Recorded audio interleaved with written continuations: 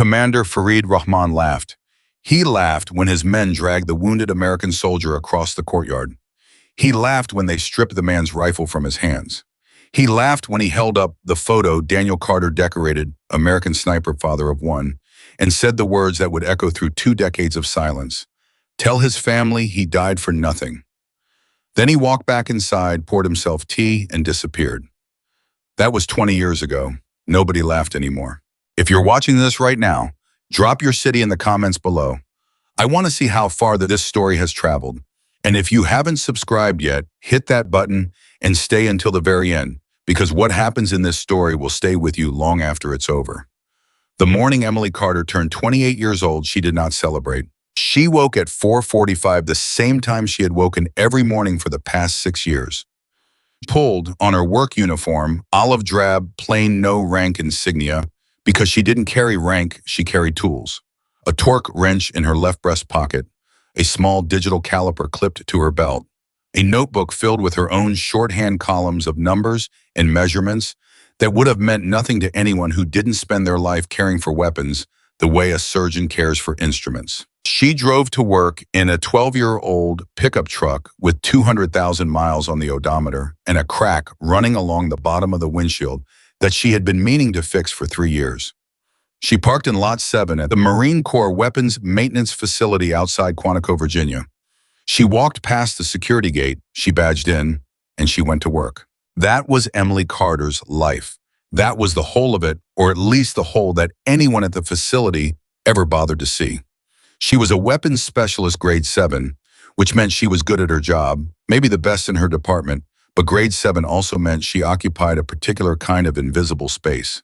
Too skilled to be ignored completely, but not ranked, not commissioned, not the kind of person that heads turn for in mission briefings or strategy sessions. She fixed things. She calibrated things. She made sure that when a Marine or a SEAL or a Ranger picked up a rifle and squeezed the trigger, the rifle did exactly what it was supposed to do. She was very, very good at that. What nobody at the facility knew what she had spent 6 years being careful to make sure nobody ever figured out was that she was also very, very good at the other part. The part where you actually held the rifle. The part where you pressed your cheek to the stock and slowed your breathing and felt the weight of the world narrow down to a single point of focus, a single mathematical truth suspended between your body and the distant horizon. Nobody knew that about Emily Carter. She intended to keep it that way. The problem was that other people had plans for Emily Carter that she had not been consulted about. It started on a Tuesday. She was in the middle of recalibrating a Barrett M82A1104 that had come back from a training rotation with barrel tolerances that were slightly, almost negligibly out of specification. Most technicians would have passed them. The deviation was within acceptable parameters. Emily did not work within acceptable parameters. Emily worked within the parameters that mattered, which were significantly tighter. She was 3/4 of the way through the second rifle when the door to her workshop opened. She did not look up. Shops close for walk-ins. You need to put in a work order at the front desk. I'm not here for a work order. The voice was old, not elderly old in the way that certain voices get when they've spent decades issuing commands in environments where being understood was the difference between living and not. Clipped. Economical. The kind of voice that had long since stopped wasting energy on social pleasantries. Emily looked up. The man standing in the doorway was somewhere north of 65. Lean in the way that men who never stop moving stay lean. Silver hair cropped close. A civilian jacket over a collared shirt, but the jacket sat on his shoulders the way civilian jackets never quite sit on men who spent their careers in uniform. He was holding a manila folder, and he was looking at Emily with the particular expression of someone who has been looking for something for a very long time and has finally, after years of searching, found it in the last place they expected. Emily Carter, he said. It was not a question. That's on the door, Emily said and returned to the rifle. She heard him walk into the shop. She heard him set the folder down on the workbench to her left, not close enough to crowd her, but close enough to make a point. My name is James Walker, he said. I was a colonel in the United States Army. I retired 8 years ago, and before I retired for a period of about 11 years, I was the commanding officer of one of the most decorated special operations units in the history of this country. Good for you, Emily said. She tightened a mounting screw a quarter turn. What can I do for you, Colonel? You can listen, Walker said. That's all I'm asking right now. You can listen, and then you can tell me to leave, and I'll leave, and we'll never speak again. But if you don't listen, you'll spend the rest of your life wondering if this was the moment everything changed and you chose to miss it. Something in Emily's hand slowed slightly, not stopped, slowed. You've got 5 minutes, she said. Walker sat down on the stool across the bench from her. He opened the folder without ceremony. He did not turn it toward her. He read from it the way a man reads from something he has already memorized, using the page as a kind of anchor for the words. Farid Rahman, he said, age 53, operational commander of a terrorist network that has been active in Afghanistan, Pakistan, and 3 other countries for the past 22 years. Responsible for the deaths of 47 American military personnel, 19 others who were contractors or support staff, 6 journalists. He has been on the United States government's target list for 19 of those 22 years. Emily said nothing. In 19 years, Walker continued, we have had 4 opportunities to remove Rahman from the field. 4 times he has escaped, twice because of intelligence failures, once because of weather, and once because the sniper assigned to the mission, a highly decorated operator with 11 years of experience, could not make the shot. He paused there, just for a moment. What was the distance? Emily asked. Her voice was very flat. Walker looked at her. 3,200 meters. Emily put down her torque wrench. She did it slowly, carefully, setting it parallel to the edge of the workbench, the way she always set her tools. Whoever cleared that mission, she said, cleared it under false parameters. That's correct. 3,200 meters with a Barrett 50 in mountain conditions is outside standard doctrine by 800 meters. The bullet drop alone makes it theoretically impossible, Walker said. By every metric we currently use to evaluate sniper capability, by every piece of doctrine written into our operational manuals, by the assessment of every qualified sniper instructor we have on active roster. He stopped. Theoretically, Emily repeated. Theoretically, Walker agreed. They looked at each other across the workbench. Emily said, you said he was responsible for the deaths of 47 Americans. Past tense. He's still alive. Then why past tense? Walker reached into the folder and took out a single photograph. He set it on the workbench facing Emily. She looked at it for a long time. It was a compound in the mountains, taken from a significant distance satellite or high-altitude drone, she guessed, given the angle and the resolution. There was a balcony on the 3rd floor. On the balcony, barely visible, a figure in the distinctive clothing she associated with the region. He's been making appearances, Walker said. Same balcony, same window of time, once a week, Friday mornings between 6 and 6:15. He steps out for approximately 12 to 14 seconds. We believe it's a ritual. He takes tea on the balcony and surveys the valley below. He's been doing it for years. His people think it projects confidence, invulnerability. 14 seconds, Emily said, give or take. At 3,200 meters, with mountain wind and coal barrel conditions at dawn, you've got roughly a 4-second flight time on the projectile. Yes. So you need the shot off in the first 10 seconds. Yes. And you need to account for variable wind between point of origin and target. Mountain terrain creates turbulence at every ridgeline. There are at least 3 intervening ridges visible in this photograph alone. Yes. And the shooter is going to be at elevation, which means reduced air density, Walker finished. Different ballistic behavior than any range simulation can fully replicate. Emily looked at the photograph for another long moment. Why are you here? She said. Walker looked at her directly. Because there is one person alive who can make that shot. And she is standing 3 feet away from me, pretending to calibrate a rifle that was already within spec when she picked it up. Emily did not answer that. She pulled the photograph slightly closer and studied it again. I don't do field work, she said finally. I know. I calibrate rifles. I maintain equipment. Emily. Walker's voice was not unkind. It was simply final. I knew your father. The shop went completely quiet. Not the kind of quiet where things simply stop happening. The kind of quiet that descends like weather, like pressure, like the moment before something irreversible begins. Don't, Emily said. I was with him, Walker said. Not on the mission where he died. 3 years before that, I was his CO for the 18 months of his most active operational period. I knew what he could do. I've spent 20 years looking for anyone at all who came close to that level. And I have never found a single person who did. Don't, Emily said again. Until 8 months ago, Walker said. When a security clearance review of facility personnel flagged some unusual after-hours access to the private range behind this building. 12 months of access logs, 1,400 individual shooting sessions, environmental conditions ranging from comfortable to extreme, and a data file encrypted, but we have good people showing performance metrics that shouldn't be possible. Emily's jaw tightened slightly. That data file is private property, she said. It is, Walker agreed, and I apologize for the intrusion into your privacy, genuinely. But Emily, the numbers in that file, what you can do, what I can do, Emily said sharply, is irrelevant. Because I don't do field work. I don't go on missions. I don't. She stopped, looked away. Her voice had gotten slightly louder than she intended, and she pulled it back deliberately. I don't do what my father did. I made that decision a long time ago. I know you did, Walker said gently, and I respected that decision. For 12 months, I looked at your data, and I respected that decision, and I found other options and explored other candidates and tried to find another way.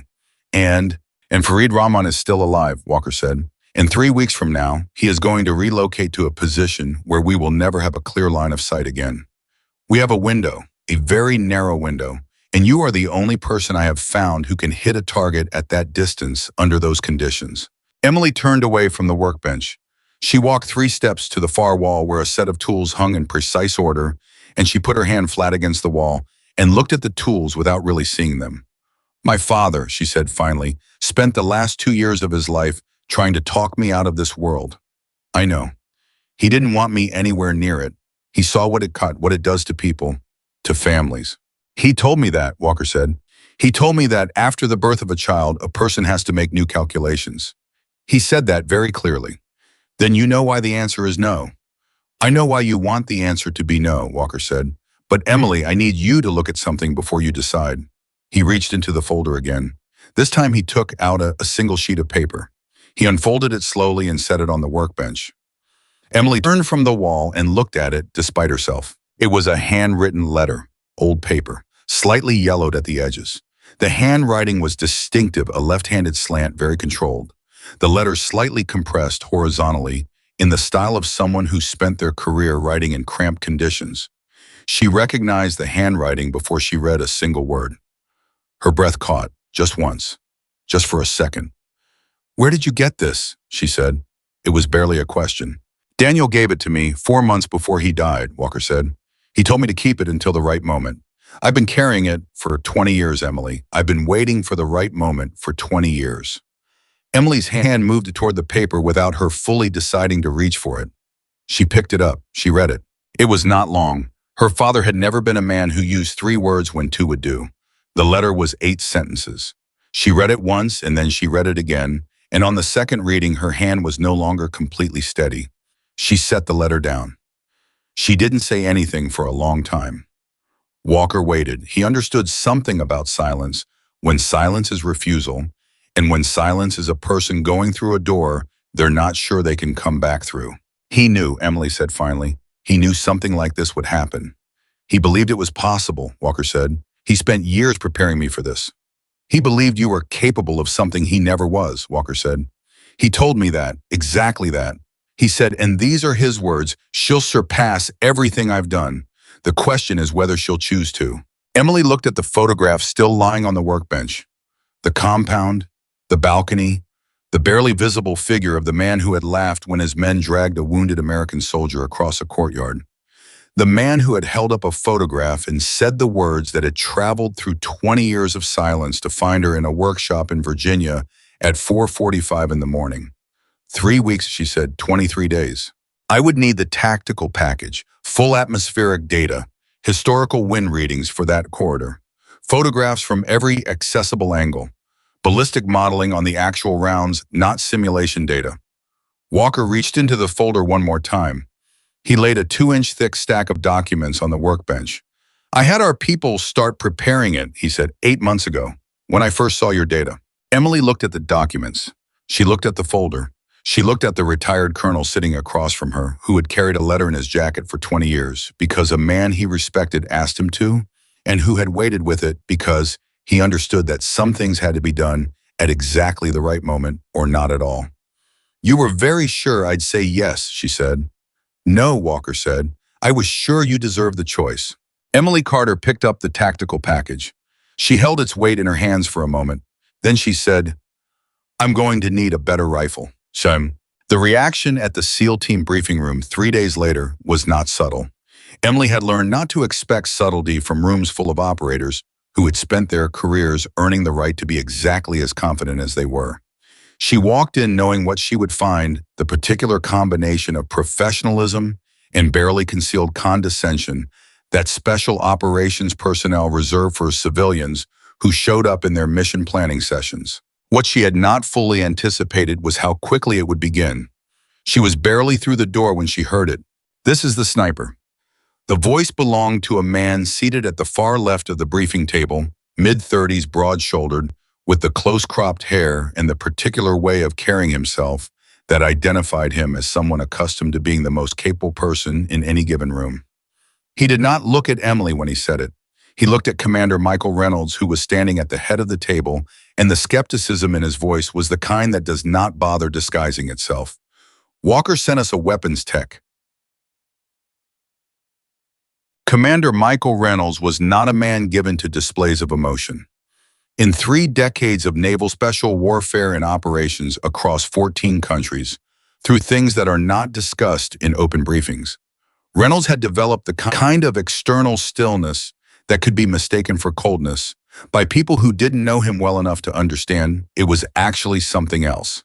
It was the stillness of a person who has learned that feeling things doesn't require showing them. He looked at Emily.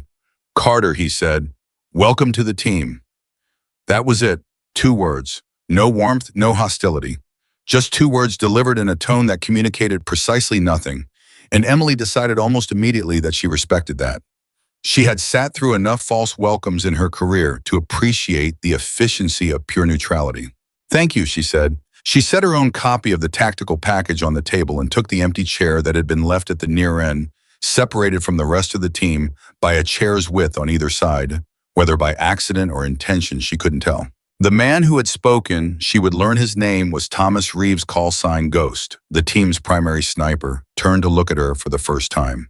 He had the evaluative eyes of someone who had spent years assessing threats and was currently deciding which category she fell into. No offense, Ghost said, but Colonel Walker's been out of the game for a while. He might have some outdated ideas about what civilian capabilities look like in the field. None taken, Emily said. I'm just saying there's a difference between shooting at a range and being functional in a combat environment. I'm aware, Emily said. 3,000 meters is 3,247 meters, Emily said. To the edge of the balcony railing on the north face of the compound, 3,219 meters to the center of the primary standing position, based on the shadow analysis in the surveillance photographs. The variation depends on where Rahman positions himself during the 14-second window. Silence. Emily continued, the ridge we'll be shooting from is at an elevation difference of approximately 230 meters below the compound level, which means the actual ballistic solution has to account for angular shooting compensation. The morning thermals in that valley will create an upward draft along the face of the compound between 0600 and 0630, which partially offsets bullet drop, but introduces a variable horizontal wind component that changes direction approximately every 4 seconds based on the terrain mapping. More silence. Reynolds, who had been watching this from the head of the table without expression, moved slightly. Just his eyes. Go on, he said. To Emily, not to Ghost. Emily looked at Reynolds directly for the first time.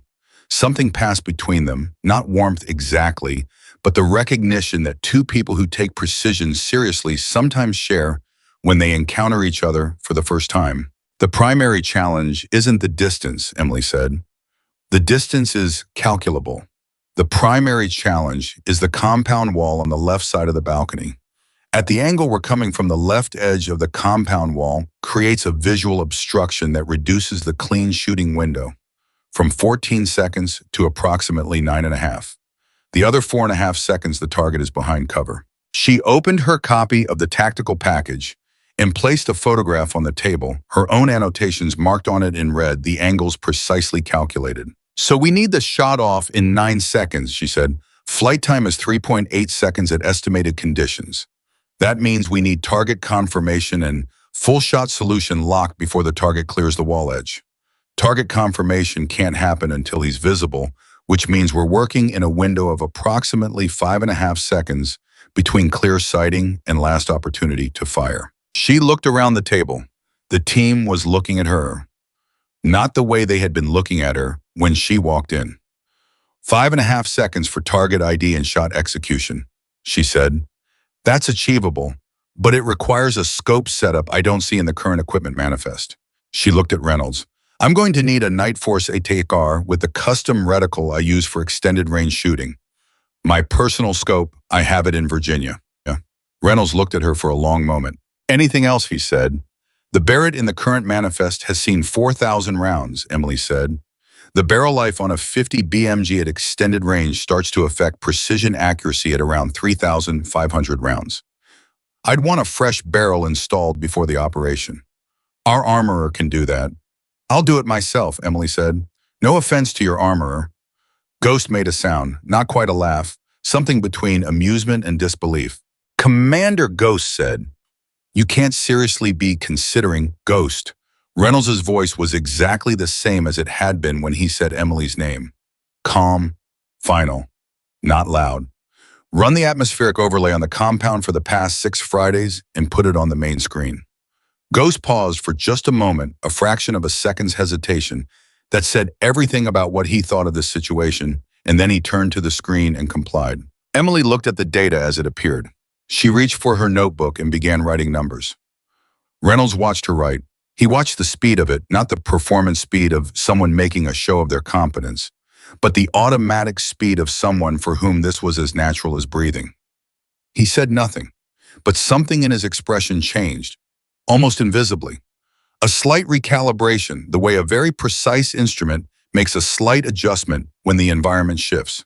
He looked at the data she was writing. He looked at Emily. He did not say anything yet. But the expression on his face was the expression of a man who is beginning to wonder if he has fundamentally misunderstood the situation he is standing in. The briefing continued. For the next 2 hours, Emily answered every question the team put to her, and the questions got harder as the session went on because the team was good at their jobs and they understood slowly that they needed to find the gap. They needed to find the place where the theory fell apart, where the numbers didn't hold, where the reality of what they were planning didn't match the certainty this woman was projecting. They didn't find it. Not on the wind calculations. Not on the ballistic modeling. Not when Ghost put up a crosswind scenario at 700 feet per minute, and Emily worked through the correction in her head before he had finished describing it. Not when Reynolds himself asked the hardest question in the room, what happens to the shot solution if the temperature drops 10 degrees between initial atmospheric reading and the moment of fire? Emily put her pen down. If it drops 10 degrees, she said, the bullet velocity decreases by roughly 0.3%. At this distance, that translates to an additional 3.5 centimeters of drop below my calculated solution. I adjust the elevation dial, 1/4 click counterclockwise, and I hold the sight picture 2 centimeters high of my intended point of impact. Reynolds stared at her. How long did you just do that math in your head? He said. I didn't, Emily said. I did it on the drive here. I do all the scenarios on the drive in. Nobody said anything. Ghost was looking at her with an expression she couldn't quite categorize. It was not the dismissive skepticism from the beginning of the briefing. It was something she recognized more slowly, the professional's reluctant recognition of a competence that exceeds their own expectations, mixed with something more complicated and more personal. Ghost had been the team's primary sniper for 4 years. She understood, watching his face, what it meant for a man who had built his identity around an elite skill to sit in a room with someone who appeared to possess it at a different level entirely. She did not say anything about that. There was nothing useful to say about it. Reynolds called a 15-minute break. The team moved around coffee bathrooms, small group conversations with their backs to Emily that she did not try to overhear. Reynolds walked to her end of the table. He stood beside her and looked at the annotations she had made on the photograph. He studied them for a while without speaking. Daniel Carter's daughter, he said finally. Emily looked up. Colonel Walker told me, Reynolds said. This morning? Okay, Emily said. Your father was the best sniper I ever personally observed in operation, Reynolds said. I watched him make a 2,200-meter shot in the Korangal Valley in 2003, under conditions that everyone in that valley agreed were impossible before they watched him do it. Emily said nothing. I was a young lieutenant, Reynolds said. I watched him and I thought this is the ceiling. This is the outer boundary of what a human being can do with a rifle. He always said there was no ceiling, Emily said quietly. He said the ceiling is a story people tell themselves to feel better about not going further. Reynolds looked at her. Yeah, he said. He said something like that to me too, once. They stood there for a moment, two people on either side of the memory of a man they had known differently, but remembered with the same weight. I'm going to be direct with you, Reynolds said. Please, Emily said. I don't know if you can make this shot in the field, Reynolds said. What you've done in this room, the calculations, the technical knowledge, that's real. That's genuine. I can see the difference between someone who understands this and someone who's performed it. But a controlled range is not a mountain in Afghanistan at 0600 with a mission on the line and people's lives in the balance. I've seen operators fail shots in combat that they could make in their sleep on a range. The variables aren't the same. The psychology isn't the same. I understand that, Emily said. So before I can make any decision about your role on this mission, Reynolds said, I need to see you shoot. When, Emily said. Tomorrow morning, Reynolds said. 6 a.m. That works, Emily said. Reynolds studied her for a moment longer. Ghost is going to be there, he said. I figured, Emily said. He's going to be watching for every error. Good, Emily said. So will I. Reynolds picked up her annotated photograph from the table. He looked at it one more time. The precision of the red notations, the angles calculated to fractions of a degree, the wind adjustments mapped along the bullet's estimated path with the kind of systematic thoroughness that doesn't come from reading manuals. It comes from years. From standing alone in the cold behind a rifle on a private range at 4 a.m, working problems that nobody knew you were working, building a skill that nobody knew you had for reasons that you had spent years trying not to examine too closely. He set the photograph down. Get some sleep, he said. I always sleep well before I shoot, Emily said. Reynolds almost said something. Instead, he nodded once, turned, and walked to the other end of the room. Emily looked at the tactical package spread across the table in front of her. She looked at the photograph of the compound. She looked at the barely visible figure on the balcony, the man who had laughed 20 years ago in a courtyard she had never seen over the body of a man she had spent her life learning to be worthy of. She thought about the letter, 8 sentences. The 7th sentence had said, the shot I couldn't make is not a failure I left you, it's a question I left you. She understood what he meant. She picked up her notebook and began reviewing her calculations one more time. She was going to be ready. The qualification range the next morning was cold and sharp with early autumn air, the kind of cold that clarifies things and asks honest questions. Emily arrived at 5:45. She set up in the darkness before anyone else appeared, taking the time to do it exactly as she would do it, in the field, each component placed with intention. Nothing rushed, nothing careless. Ghost arrived at 5:58. He was followed by 2 other team members, Reeves and a man named Castillo, who did not introduce themselves and positioned themselves about 20 yards to the right and back where they could observe without appearing to. Reynolds arrived at exactly 6. He said, whenever you're ready. Emily had not waited for that. She had been ready for 15 minutes. She had been ready in some sense for 6 years. For her entire adult life, if she was being completely honest with herself, which was a thing she rarely permitted herself to be. She settled into her position behind the Barrett. She made 2 small adjustments, scope ring, bipod cant, and then she went still. What happened in Emily Carter when she went still behind a rifle was not something that had a good name in ordinary language. It was not concentration, exactly, not focus in the conventional sense. It was more like a very specific kind of opening like a door swinging inward to reveal a room she could only access here in this position with this particular alignment of body and weapon and mathematics and something that lived below all of those things, something she had inherited and spent years trying to refuse before finally accepting that some inheritances cannot be returned. She breathed. She looked at the target, 700 meters for the first shot she fired. The Barrett 50 struck the morning air like a physical blow. Everyone on that range, Reynolds, Ghost, Reeves, Castillo, all of them flinched slightly involuntarily, the way the body responds to that specific concussive sound regardless of experience. 700 meters away, the target showed a hit. Center of mass. Ghost was already looking through the spotting scope. Clean hit, he said. Flat, neutral, giving away nothing. Again, Reynolds said. Emily cycled the bolt. She fired again. Same result. Target 2, Reynolds said. 850 meters. Moving target, a simple lateral track, slow. Military ranges use them to approximate engagement scenarios where targets were not static. Emily watched the target for 2 complete cycles before she fired. When she fired, the round struck the target 6 inches from center. Ghost said, low right 6 inches. Wind shift at 600 meters, Emily said. It changed direction in the 3 seconds between the end of the second cycle and my shot. I was still calculating the correction when I fired. I was 0.2 seconds late on my adjustment. Ghost lowered the spotting scope and looked at her. You could tell the wind changed, he said. There's a gap in the berm at 650 meters, Emily said. When the wind comes from the northwest, it accelerates through that gap. You can see it in the grass on the other side.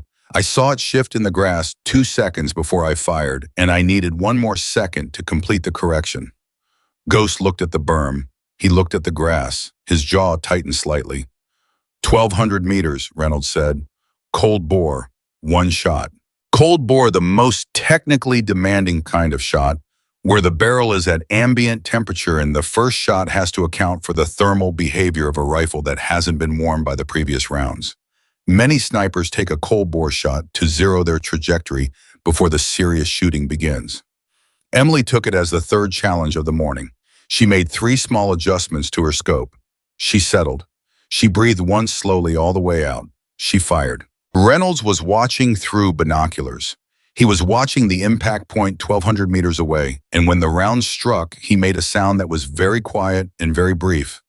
Not a word, not an exclamation, just a small sound in the back of his throat that said everything his face was carefully not saying. Ghost looked through the spotting scope for a long time, a longer time than was necessary. Center, he said finally. Dead center. The range was very quiet. Reynolds lowered his binoculars. He looked at Emily Carter, a 28-year-old weapons technician who drove a 12-year-old pickup truck with a cracked windshield and who arrived at work every morning before dawn and who had spent 6 years being invisible in a world that she understood more completely than almost anyone in it. He looked at her, and for the first time in the 30 years since he had watched Daniel Carter make a 2,200-meter shot in the Korengal Valley and believed he had seen the ceiling. Reynolds felt the ceiling move. Give me the extreme range target, he said. Ghost looked at him. Commander, the 1,800-meter target, Reynolds said. Set it up. Ghost didn't argue. He went to set up the target. Reynolds walked toward Emily. He stopped 2 feet away and he stood there with his hands at his sides, looking at her with the expression of a man who has spent 30 years being right about most things and has just encountered evidence that he was wrong about something significant. Your father, he said. Yes, Emily said. He trained you for this. He trained me for this specific shot, Emily said. He had the intelligence on Rahman's location patterns for the last 2 years of his life. He was building toward this mission when he died, and when he realized he wasn't going to be the one to take it. She stopped for a moment. He trained the next best option, she said. Reynolds was quiet. He always called me that, Emily said. Not as a criticism. He'd say, you're not me, Emily. You're not a copy of me. You're the next best option, and by next, I don't mean second. I mean what comes after. What's further? Reynolds looked at her for a long time. How far have you actually shot, he said, in your private sessions? What's your furthest confirmed hit? Emily met his eyes. 3,100 meters, she said. Winter conditions, variable wind, cold barrel, dusk lighting. Reynolds did not blink. On what target? A steel plate 8 inches square, Emily said. Same approximate presentation size as a human torso at combat distance. Something moved in Reynolds' face. Not quite shock, he had trained that out of himself too thoroughly for shock, but a deep, honest recalibration. The kind that happens when everything you thought you knew about a situation reveals itself to have been constructed on a foundation you hadn't examined carefully enough. Ghost, he called without taking his eyes off Emily.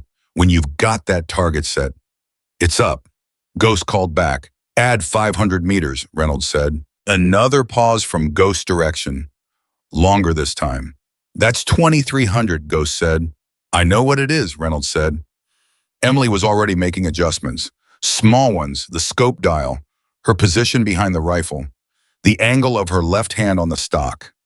Each adjustment precise, deliberate, unhurried.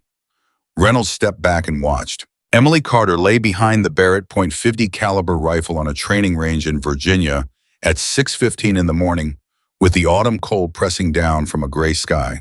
And she understood, with the particular clarity that comes only in these moments when everything else falls away, and there is only the mathematics in the wind, in the distance between the barrel and the point where the bullet has to be, that this was not the end of something. It was not the culmination of 6 years of hiding. It was not the final proof of a capability she had spent her life containing.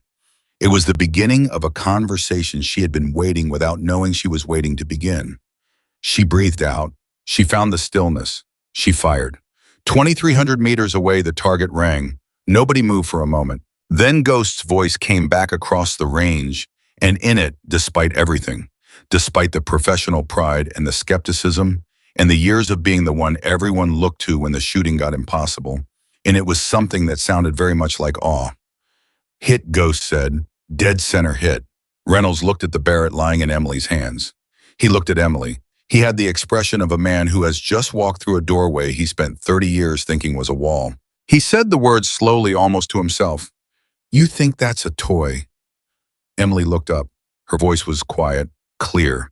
The voice of a woman who had spent 6 years being invisible and had decided this morning, standing behind her father's kind of rifle, with her father's kind of shot, disappearing into the distance and striking the thing it needed to strike, decided that she was done with invisible. No, Commander, she said. That's a Barrett .50 caliber. She looked at him steadily. And I'm exactly who you needed me to be.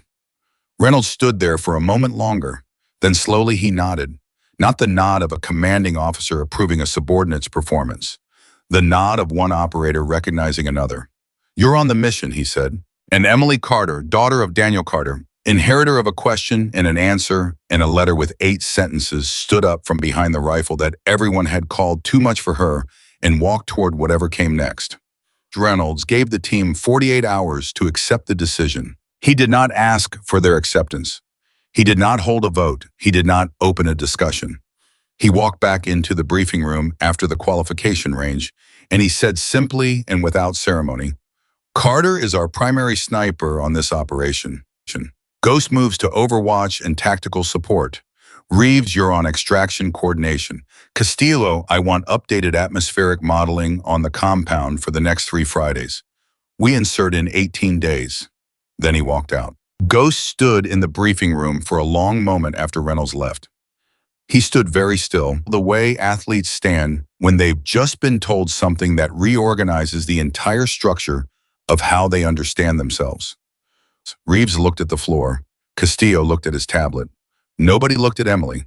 Emily picked up her copy of the tactical package and left the room. She understood what had just happened in that room, and she understood that saying anything about it would make it worse.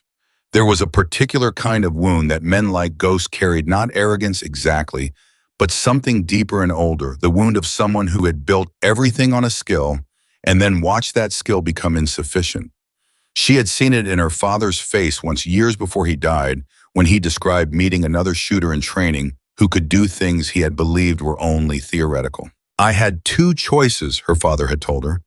I could decide he was a threat, or I could decide he was a lesson. The first one would have made me smaller. The second one made me better.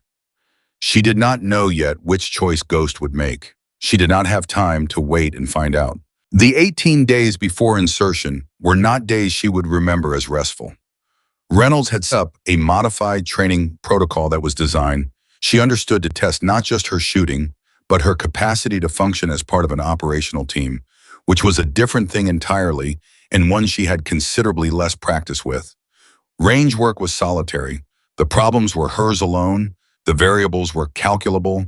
And when something went wrong, the consequences were absorbed by a paper target at the end of a measured lane. Field operations were something else.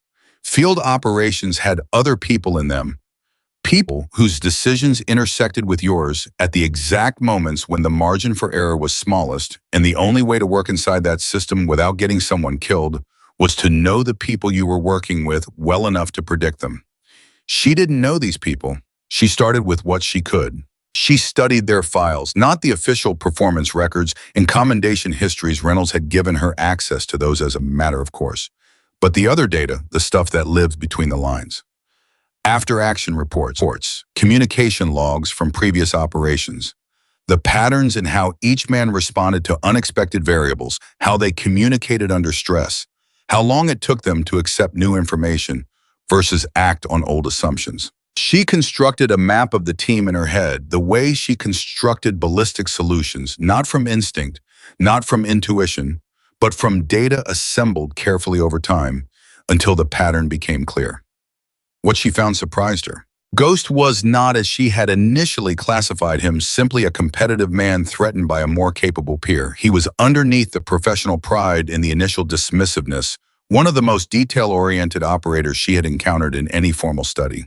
His after-action reports were meticulous. He wrote them the way engineers write failure analyses, not to assign blame, but to understand mechanism. He wanted to know why things worked and why they didn't, and he wanted to know at a level of granularity that most operators didn't bother with. That was useful information. She found him in the equipment room on the fourth day late in the evening, running maintenance checks on a spotting scope that was scheduled for replacement. "It doesn't need to be replaced," he said without looking up when he heard her come in. He had apparently known it was her from the sound of her footsteps. "The housing has a crack in the polymer casing, which is a cosmetic issue. The optical alignment is still within spec. The polymer crack will absorb moisture in cold conditions," Emily said. "It'll affect the anti-fog coating on the objective lens within about 40 hours of sustained cold exposure." Ghost looked up at her. "That's a narrow failure condition," he said. "We'll be operating in narrow failure conditions," Emily said. He held her gaze for a moment. Then he looked back at the scope. "I requested a replacement 3 weeks ago," he said. "They sent me a form to fill out. I filled out the form. They told me the replacement wasn't available until the next procurement cycle." He set the scope down. "So now I'm trying to extend the life of a piece of equipment that should have been swapped out 6 months ago." Emily sat down on the bench across from him. "I have a replacement in Virginia," she said. "Different manufacturer, but the optical spec is compatible. I can have it shipped overnight." Ghost looked at her again. This time the evaluation in his eyes was different, not the assessment of arrival, but the assessment of someone trying to figure out the correct category for a piece of information they didn't expect to receive. "Why would you do that?" he said. "Because you're going to be my eyes on that ridge," Emily said. "If your scope fails at the critical moment, I don't have a confirmed kill. Everything we're doing here fails, so I'd rather send for a scope." Ghost was quiet for a moment. "You know," he said, "I've been doing this for 9 years. I've been on operations across 4 countries. I've made shots that people said couldn't be made." "I know," Emily said. "I read your file." "Then you know I'm not incompetent." "I never said you were, but you're better than me," Ghost said. "At the shooting part, the long-range calculation part, that part you're better." Emily didn't answer that immediately. She picked up the cracked spotting scope and turned it over in her hands, examining the polymer casing. "I'm better at one specific thing," she said finally. "I've spent my entire adult life building one specific capability under conditions most people don't have access to and wouldn't choose even if they did. That doesn't make me better at everything. It makes me specialized in a way that happens to fit this particular mission." Ghost considered that. "That's a generous framing," he said. "It's an accurate framing," Emily said. She set the scope down. "My father said something to me once that I think about a lot. He said that the best operations he was ever part of were the ones where everyone on the team was the best person in the world at exactly one thing, and everyone knew what everyone else's one thing was, and they built the operation around that." Ghost looked at her. "What's my one thing?"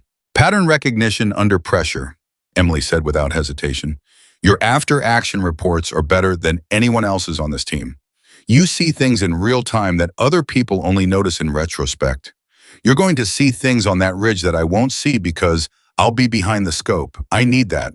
I need someone who can tell me in 3 words what's changing in the environment around us before I can see it myself." A long pause. Ghost picked up the spotting scope again and turned it in his hands. "Send for the scope," he said. "Already did," Emily said. "Before I came in here." Something moved across Ghost's face, not quite a smile, but the muscular approximation of one from a man who hadn't smiled in what was probably a professional context in quite a long time. "You were pretty sure I'd say yes," he said. "I was sure the scope was necessary," Emily said. "Your opinion of me is separate." Ghost made the sound again, the one that wasn't quite a laugh. This time it was warmer. He put the cracked scope in the disposal bin. "For what it's worth," he said, "the shot at 2300 this morning. I've been doing this for 9 years, and I've never seen anyone make that shot cold bore." Emily stood up. My father could make it," she said. "I've been trying to get to his level for 6 years." "Are you?" Ghost said. "At his level?" Emily thought about this honestly, the way she tried to think about everything. "Some days I think I'm past it," she said. "Other days, I think I'm still chasing a man who was already 10 steps ahead of me when he died, and I'll never know how far he actually got because he ran out of time." She walked to the door. "The scope arrives tomorrow morning," she said. "I'd appreciate it if you spent some time with it before we insert. I can walk you through the custom reticle if you want." "Yeah," Ghost said quietly, "I'd like that." Emily left the equipment room. The corridor outside was empty and lit with the particular flat institutional light of facilities that never fully went dark, and she walked through it with the tactical package tucked under her arm and a sensation she couldn't immediately identify, something between relief and the specific tiredness that comes not from physical exertion, but from the sustained effort of being more careful with words than you naturally are. The team was not fixed yet, but it had moved. Reynolds found her in the analysis room at 10 that night. He did not knock, the door was open, and he came in the way he did everything without preamble, sitting down across the table from her and looking at what she was working on with the directness of a man who had long since stopped pretending not to be curious about things that interested him. "Atmospheric data," Emily said before he could ask. "I'm building a variable model for Friday mornings in that corridor. 6 months of satellite data cross-referenced with local weather station records. I want to know if there's a pattern in the wind behavior." "Is there?" "Yes," Emily said. "The valley creates a thermal convection cycle that's consistent across most Friday mornings in the autumn window. The wind in the lower corridor runs approximately southwest at between 3 and 7 miles per hour until 0600, then shifts to a more northerly component as the sun clears the eastern ridge. By 0615, when Rahman typically appears, the wind should be running roughly north-northeast at about 4 to 5 miles per hour. That's a favorable condition," Reynolds said. "It's the best condition in the entire weekly window," Emily said, "which makes me think his Friday morning appearance isn't random. Someone advised him on conditions, possibly without knowing why they were advising him." Reynolds looked at her. "You think someone told him when it was safe to be visible?" he said. "I think the pattern is too consistent to be coincidence," Emily said, "which also means it's predictable, and predictable is what we need." Reynolds nodded slowly. He was quiet for a moment, and in the quiet, Emily could hear him thinking the particular quality of attention that field commanders develop when they're turning a problem over and looking at all its faces. "Walker told me more about your father than I knew before," Reynolds said. Emily kept her eyes on the data. "What did he tell you?" she said. "He told me about the final mission," Reynolds said, "the one where Daniel died. I knew the outline. Most people in the community knew the broad strokes. But Walker told me the specific decision Daniel made at the critical moment." Emily was very still. "He had the shot," Reynolds said. "Did you know that?" Emily looked up. "He had the shot on Rahman," Reynolds said. "He was in position. The conditions were right. He had a clear window, and he chose not to take it." The analysis room was very quiet. "Why?" Emily said. "It was barely a word." "Because one of his team members was in the kill zone," Reynolds said. "The extraction had gone sideways. There was a wounded man in the line of fire between Daniel and Rahman. Standard doctrine says you abort, pull back, preserve the team. Daniel didn't abort. He stayed in position and tried to solve the extraction problem himself while keeping sight on the target, and in the time it took to do that, Rahman's people found his position." Emily did not say anything. "He didn't die because he failed," Reynolds said. "He died because he refused to leave a wounded man in the field. And by the time the wounded man was clear, Daniel's position was compromised." Silence stretched between them like wire pulled tight. "Walker knew," Emily said finally.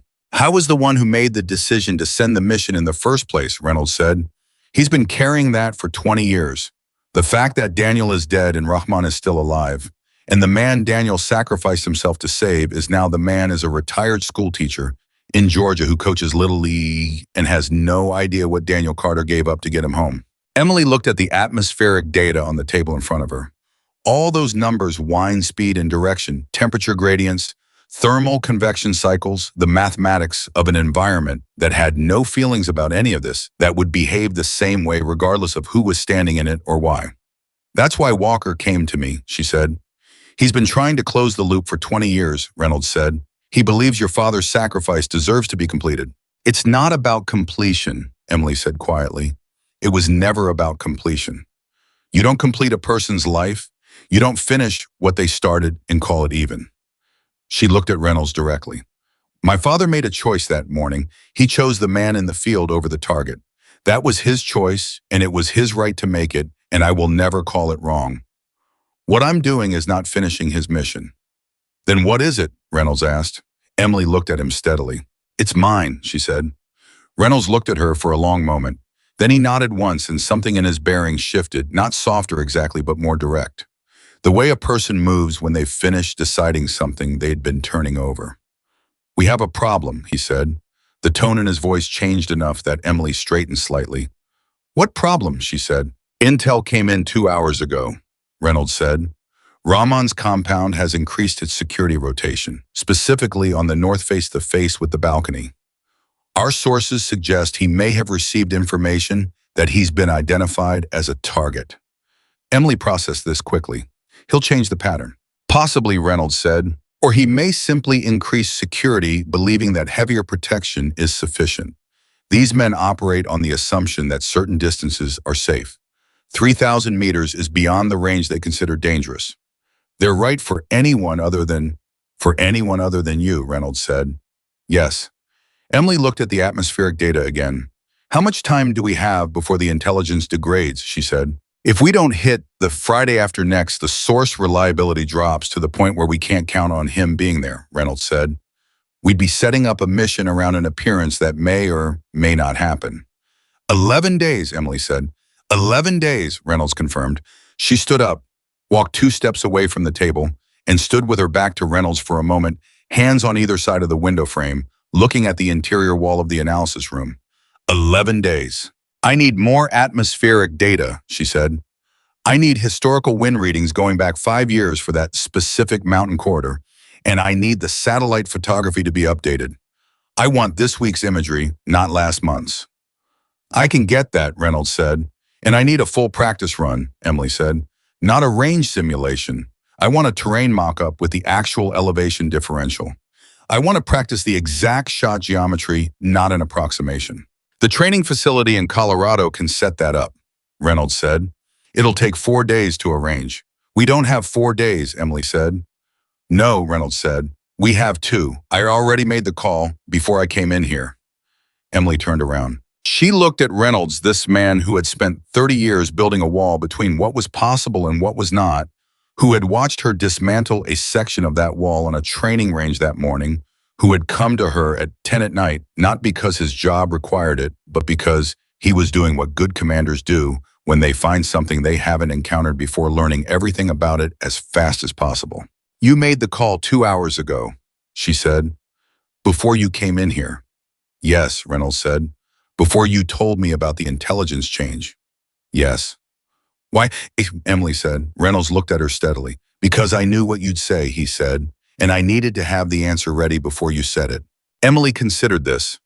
It was, she thought, perhaps the clearest signal she had received from Michael Reynolds about what kind of commander he was. Not the kind who waited for his people to demand things. The kind who stayed 3 steps ahead of what his people needed and put it in place before they had to ask. Her father would have liked this man. She was almost certain they had known each other more than Reynolds had let on. Colorado, she said. 2 days, and I want Ghost in the spotter position for every practice run. He'll be there, Reynolds said. Does he know? He will in about 40 minutes when I call him. Emily almost smiled. Not quite, but almost. One more thing, Reynolds said. He reached into his jacket and put a photograph on the analysis table. Not a surveillance photograph this time. A personal photograph slightly worn at the edges, the kind that lives in a wallet. Emily walked back to the table and looked at it. It was her father. Younger than she usually pictured him, mid-30s, probably in desert camouflage, squinting against bright sun. He was standing next to a rifle that Emily recognized as a custom-configured M40, and he was laughing at something off camera. Not a posed smile, a real laugh, full and unguarded, the laugh of a man who is completely in the moment and not thinking about anything except how funny the thing is. She had never seen this photograph. "Walker gave it to me this morning," Reynolds said. "He said he thought you should have it." Emily picked up the photograph. She held it carefully, the way she held instruments that mattered, and she looked at her father's laughing face for a long time. She had photographs of Daniel Carter, several of them. They lived in a box in the top of her closet at home in Virginia, and she took them out 3 or 4 times a year and looked at them with the complicated feeling that came from loving someone who had left before you finished knowing them. In those photographs, her father was mostly serious, the focused, contained expression of a man who understood that his job required a kind of internal stillness that was easier to maintain if you let it spread to everything else. This was different. This was the man her father had been when he wasn't working, the man that very few people had seen. He was happy, Emily said, not sadly, observationally, the way she said most things. He was very happy, Reynolds said, right up until he wasn't. That's the part nobody tells you about people like him. They carry what they carry, and they do it without complaining, and they find their happiness in the moments between. And then one day the moments run out. Emily set the photograph on the table. "He wouldn't want me to be sad about this," she said. "No," Reynolds said. "He'd want you to make the shot." Emily picked up the photograph again and held it for a moment longer. Then she carefully placed it inside the cover of her tactical package. "Colorado," she said. "How early do we leave?" 4 a.m. Reynolds said. "I'll be in the parking lot at 3:45, Emily said. Reynolds stood up. He moved toward the door. "Carter," he said, stopping. "Yes. In 30 years of this work," he said, "I have never not once modified a mission timeline because of a single operator's capability." He paused. "I moved this mission's insertion window by 3 days because of your atmospheric analysis. The pattern you identified in the Friday morning wind data. That analysis changed the operational calculus." Emily was quiet. "I want you to understand what that means," Reynolds said. "Not because you need the validation, because you need to know what you're walking into." "What am I walking into?" Emily said. "A mission where every person on that ridge is counting on your analysis being right," Reynolds said. "Not because the analysis is all we have, because your analysis is better than anything else we've produced, and everyone on that team, including Ghost, knows it." He left. Emily sat in the empty analysis room for another hour after he left, working through the atmospheric modeling, cross-referencing the thermal convection data against 5 years of satellite readings that Reynolds' people had apparently begun pulling before he came to talk to her. She worked through it the same way she worked through everything, methodically, without drama, trusting the numbers because the numbers were the only thing in this entire enterprise that had no agenda, no pride, no 20-year weight of accumulated grief sitting on their shoulders. The numbers said Friday morning.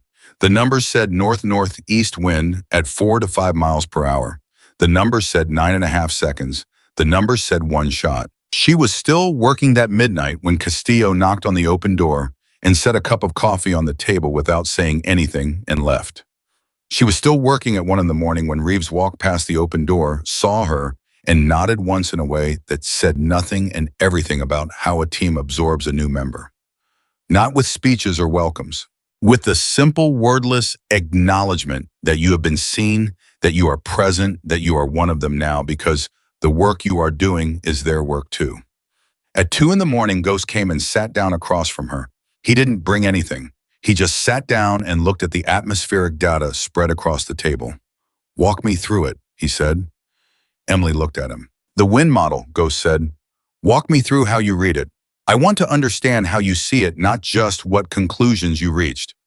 Emily pulled the main chart toward him. She began to talk. Ghost listened without interrupting.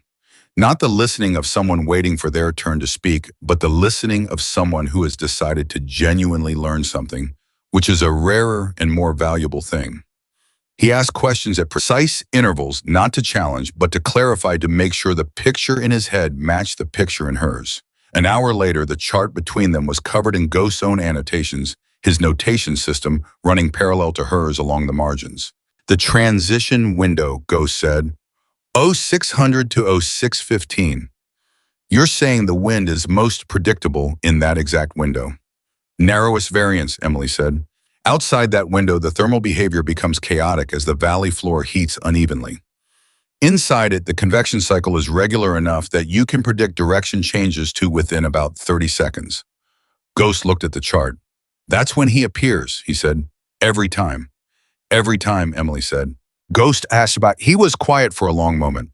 The kind of quiet that comes before something is said that both people in the room already know, but have been waiting for someone to put into actual words. He chose the window, Ghost said. Someone who knows mountain weather taught him when to step outside. That's what I think, Emily said. And he has no idea that the thing that's kept him safe is the thing that's going to get him killed. Not him specifically, Emily said. The pattern, the assumption, the belief that distance is protection. Ghost looked at her. You've been thinking about this differently than I have, he said. This whole time, you've been thinking about it differently. How have you been thinking about it? Emily said. As a shooting problem, Ghost said. Distance, wind time, window, variables to be solved. And, Emily said. And you've been thinking about it as a story, Ghost said. A pattern of behavior with a logic inside it. A man who thinks he's safe for reasons that made sense once and don't anymore. Emily looked at the chart. My father taught me that, she said. He said that a target is never just a target. A target is a person with reasons. And if you understand the reasons, you understand the timing. And if you understand the timing, you understand the window. And if you understand the window, you own the shot, Ghost finished. Emily looked at him. Yeah, she said. Ghost stood up. He gathered the annotated chart and folded it once and put it in his jacket pocket. 3:45 tomorrow morning, he said. I'll be there, Emily said.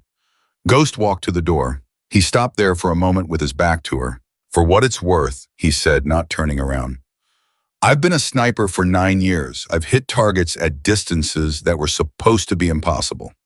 I've made shots that people told me couldn't be made. A pause. I don't know if I could make this shot. He left. Emily sat in the empty room. She thought about that for a moment, not with pride, and not with the complicated tangle of feelings that the day had generated, but with something quieter than either of those things.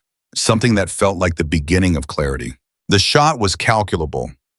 The variables were real but manageable. The window was narrow but sufficient. The atmospheric model was solid. The team was coming together in the way that teams came together when the work was real and the stakes were honest, and every person involved understood that there was no room in 11 days for anything that wasn't completely true. She thought about her father. She thought about the letter and its 8 sentences, and the 7th sentence that she had read 100 times in the past 6 days. The shot I couldn't make is not a failure I left you. It's a question I left you. She thought about what it meant to answer a question that had been asked 20 years ago by someone who did not live to hear the answer. She turned off the light in the analysis room. She walked to her quarters. She laid down on the narrow bed in the narrow room, and she closed her eyes, and for a long time she did not sleep. She simply lay in the dark and felt the weight of 11 days pressing down on her chest like the cold air of a mountain at dawn, like the moment before a breath that will not come again, like everything that depends on one person being exactly who she has spent her entire life without knowing she was becoming. At 3:44 in the morning, her alarm did not go off. She was already dressed. She walked to the parking lot and stood in the cold and looked at the sky, which was very dark and very clear and full of more stars than she usually permitted herself to stop and notice.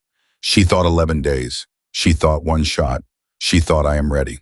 And then Reynolds' vehicle pulled into the lot and Ghost stepped out of the passenger side already holding the spotting scope case, and the sky above them was still dark, but not for much longer, and Emily Carter walked toward whatever the next 11 days would require of her without looking back at the building she had just come out of, because she had learned something in the past 24 hours that her father had tried to tell her and that she had not been ready to understand until now. Looking back is for people who aren't sure they made the right choice.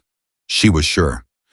The Colorado facility was not what Emily had expected, which meant it was exactly what she needed. Reynolds had described it as a terrain mock-up. What it actually was, she discovered when they arrived at 6:20 in the morning after a red-eye flight, in a 40-minute drive through mountain roads that were still dark at the edges, was a full-scale operational simulation environment carved into the eastern face of a 14,000-foot ridge. The elevation differential between the shooting position and the simulated target structure was 218 meters, 11 meters short of the actual Afghan compound geometry, which Reynolds' team had corrected for by adjusting the target platform height. The horizontal distance was not 3,247 meters. That kind of range didn't exist in a training facility, but the scaled geometry had been engineered to replicate the exact ballistic behavior of the actual shot. Ghost looked at the setup when they got out of the vehicle and said nothing for almost a full minute. Then he said, "Someone spent real money on this." "Walker," Reynolds said. "He's been building this for 8 months, since he first pulled Emily's data." Emily looked at the target platform. She looked at the geometry. She ran the numbers in her head, automatically the way she always did, cross-referencing the physical reality in front of her against the calculations she had been carrying for days. "The wind deflectors on the left side of the approach corridor," she said. "Those are replicating the ridgeline turbulence." "Yes," Reynolds said. "They're good," Emily said, "but they're not accounting for the rotational component.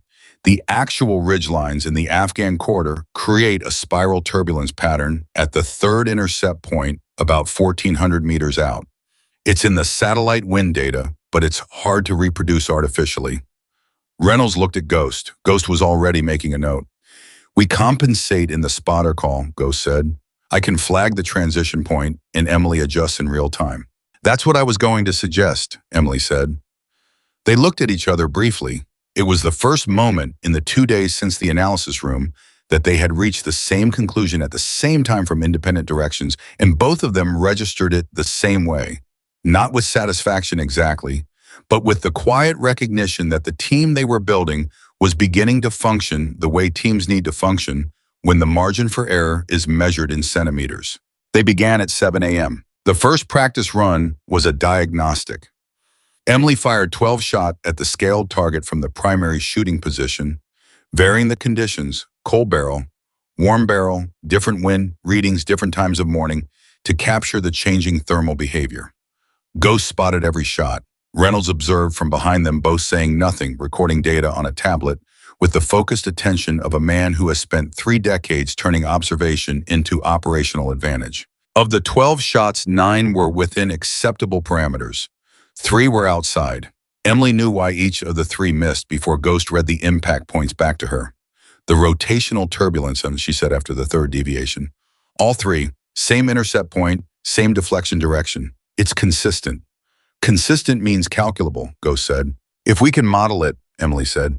"I need 2 more runs with the wind deflectors at maximum output. I want to characterize the deflection pattern precisely." "Give me 20 minutes to reset," Ghost said and went to work. Reynolds came to stand beside Emily while Ghost was resetting the deflectors. He stood there for a moment without speaking, watching Ghost move with the efficient economy of someone who has decided that the task in front of him is worthy of everything he has. "He's good," Reynolds said. "He's very good," Emily agreed. "Better as a spotter than he was as a primary," Reynolds said. "I've known that for 2 years. He hasn't wanted to hear it." Emily glanced at Reynolds. "Did you plan this?" Reynolds looked at her. "Plan what?" "Putting Ghost in the spotter role, before Walker brought you my name." Reynolds was quiet for a moment. "I've been looking for a reason to move Ghost to Overwatch for 18 months, he said. "He's analytically gifted in ways that are wasted behind the primary rifle, but he built his identity around the shooting. Telling a man that he's more valuable in a supporting role is," he paused. "It's a conversation that requires the right moment." "And I was the right moment," Emily said. "You were the right reason," Reynolds said. "There's a difference." Emily thought about that. "My father did something similar," she said. "He told me once that the hardest part of leadership wasn't getting people to do things. It was getting them to become things. And the only way to do that was to give them a situation where becoming was the only option." Reynolds looked at her with an expression she was starting to be able to read. Not easily. Reynolds' expressions were not easy things to read, but there were patterns, and one of the patterns was the slight narrowing around his eyes that meant he was filing something away. "Your father said that," he said. "In different words," Emily said. "He was less philosophical about it. He usually said it by example rather than explanation." "Most of the good ones do," Reynolds said. Ghost called from the deflector position that the reset was complete.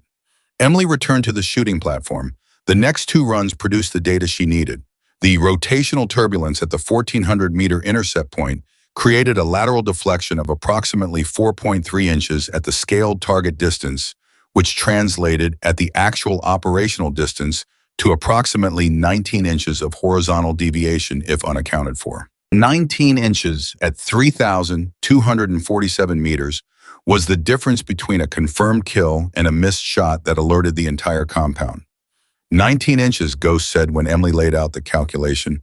That's a full holdover correction, Emily said.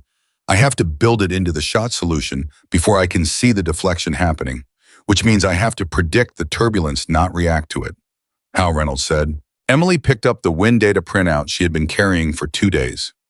The rotational turbulence is triggered by wind speed at the primary ridgeline, she said. When the wind at the ridgeline exceeds 4 miles per hour from the north-northeast, the rotational component activates. Below 4 miles per hour, the turbulence is minimal and the deflection is within acceptable parameters for a center mass hit.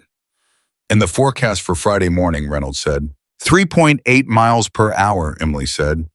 North-northeast. Silence.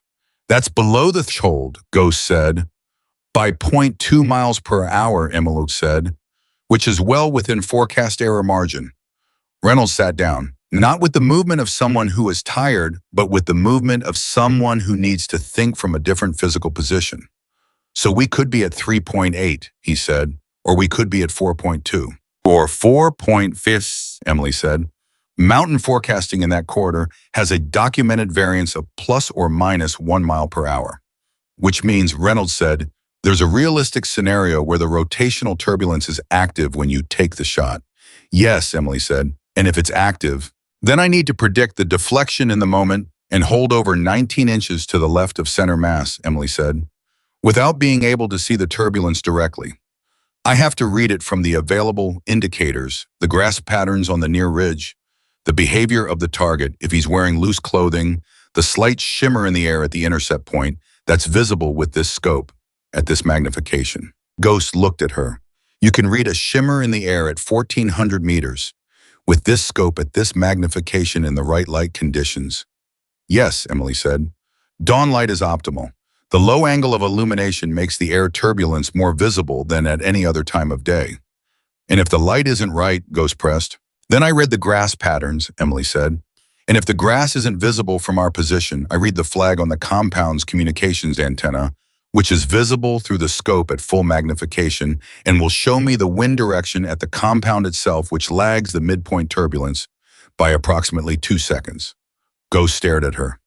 You worked all of that out, he said, before we got here. On the plane, Emily said. A pause. While I was sleeping, Ghost said. You needed sleep, Emily said. I needed the wind data. Reynolds made the sound he sometimes made, very quiet, very brief, that served as his version of genuine amusement. Run it again, he said, with the deflectors at maximum and a flag indicator on the target structure. Let's see if she can read it. They ran it 4 more times that day. On the first 2 runs, Emily called the turbulence correctly and held the 19-inch correction, hitting within 3 inches of center mass both times. On the third run, the wind deflectors fluctuated unexpectedly. A mechanical variance, not a planned variable, and Emily's shot deviated 8 inches low. She called the deviation before Ghost read it back. Deflector 3 dropped output mid-flight, she said. The turbulence pattern changed at approximately 1,200 meters. I saw it in the air shimmer, but I had already committed to the holdover. I was a quarter second too late adjusting back. Ghost looked at the deflector panel, looked at the technician operating it. The technician raised his hand. Mechanical variance. 3 dropped to 60% output for about 2 seconds. Ghost looked at Emily. You saw the change, he said, in real time, at 1,400 meters. I saw the shimmer change, character, Emily said. It went from rotational to linear. That told me the turbulence had decreased. I needed a quarter second more to process and adjust. In the real operation, Ghost said slowly, I can give you that quarter second. I can call the turbulence change as I see it in the spotter scope and you adjust. Emily looked at him. That requires you to see it at the same time I do, she said. Or before you, Ghost said. I'm looking at the midpoint from a slightly different angle. The shimmer might be more visible from my position than yours. Emily thought about this for a moment. She realized the first time in 2 days that Ghost had brought a solution to a problem before she had. Not because he lacked the capability she had understood from the beginning that his capabilities were real and significant, but because he had been until this moment in the mode of proving rather than contributing. He had just switched modes. Run it again, Emily said. Ghost calls the turbulence. I adjust on his call. Reynolds looked at the two of them. He said nothing. He just reset the clock and they ran it again. The fourth run produced a center mass hit. The fifth run with the deflectors deliberately varied at random intervals by the technician produced a hit 2 inches right of center mass. When Ghost read the impact point, he said, 2 inches right, what happened? You called the turbulence change a half-second late on the second variation, Emily said. I had already begun the trigger pull. Agreed, Ghost said. I hesitated. I wasn't sure if it was a real change or a scope artifact. At the operational distance, Emily said, you'll be looking at a real ridgeline under real conditions. The shimmer will be cleaner than the artificial turbulence from the deflectors. You'll have less ambiguity. I'll trust my call faster, Ghost said. I won't hesitate. Reynolds stopped the session at 4 in the afternoon. They had fired 41 rounds. Of those, 38 had met operational parameters. The 3 that hadn't had a documented cause for each deviation, mechanical variance, communication timing, a single genuine reading error on Emily's part that she had identified, analyzed, and corrected within the same session. Reynolds gathered them in the operations tent and laid out what he saw. 38 of 41 is 92.7% under simulated field conditions, he said. The 3 deviations were each addressable. The communication protocol between Emily and Ghost has improved every run since the first one.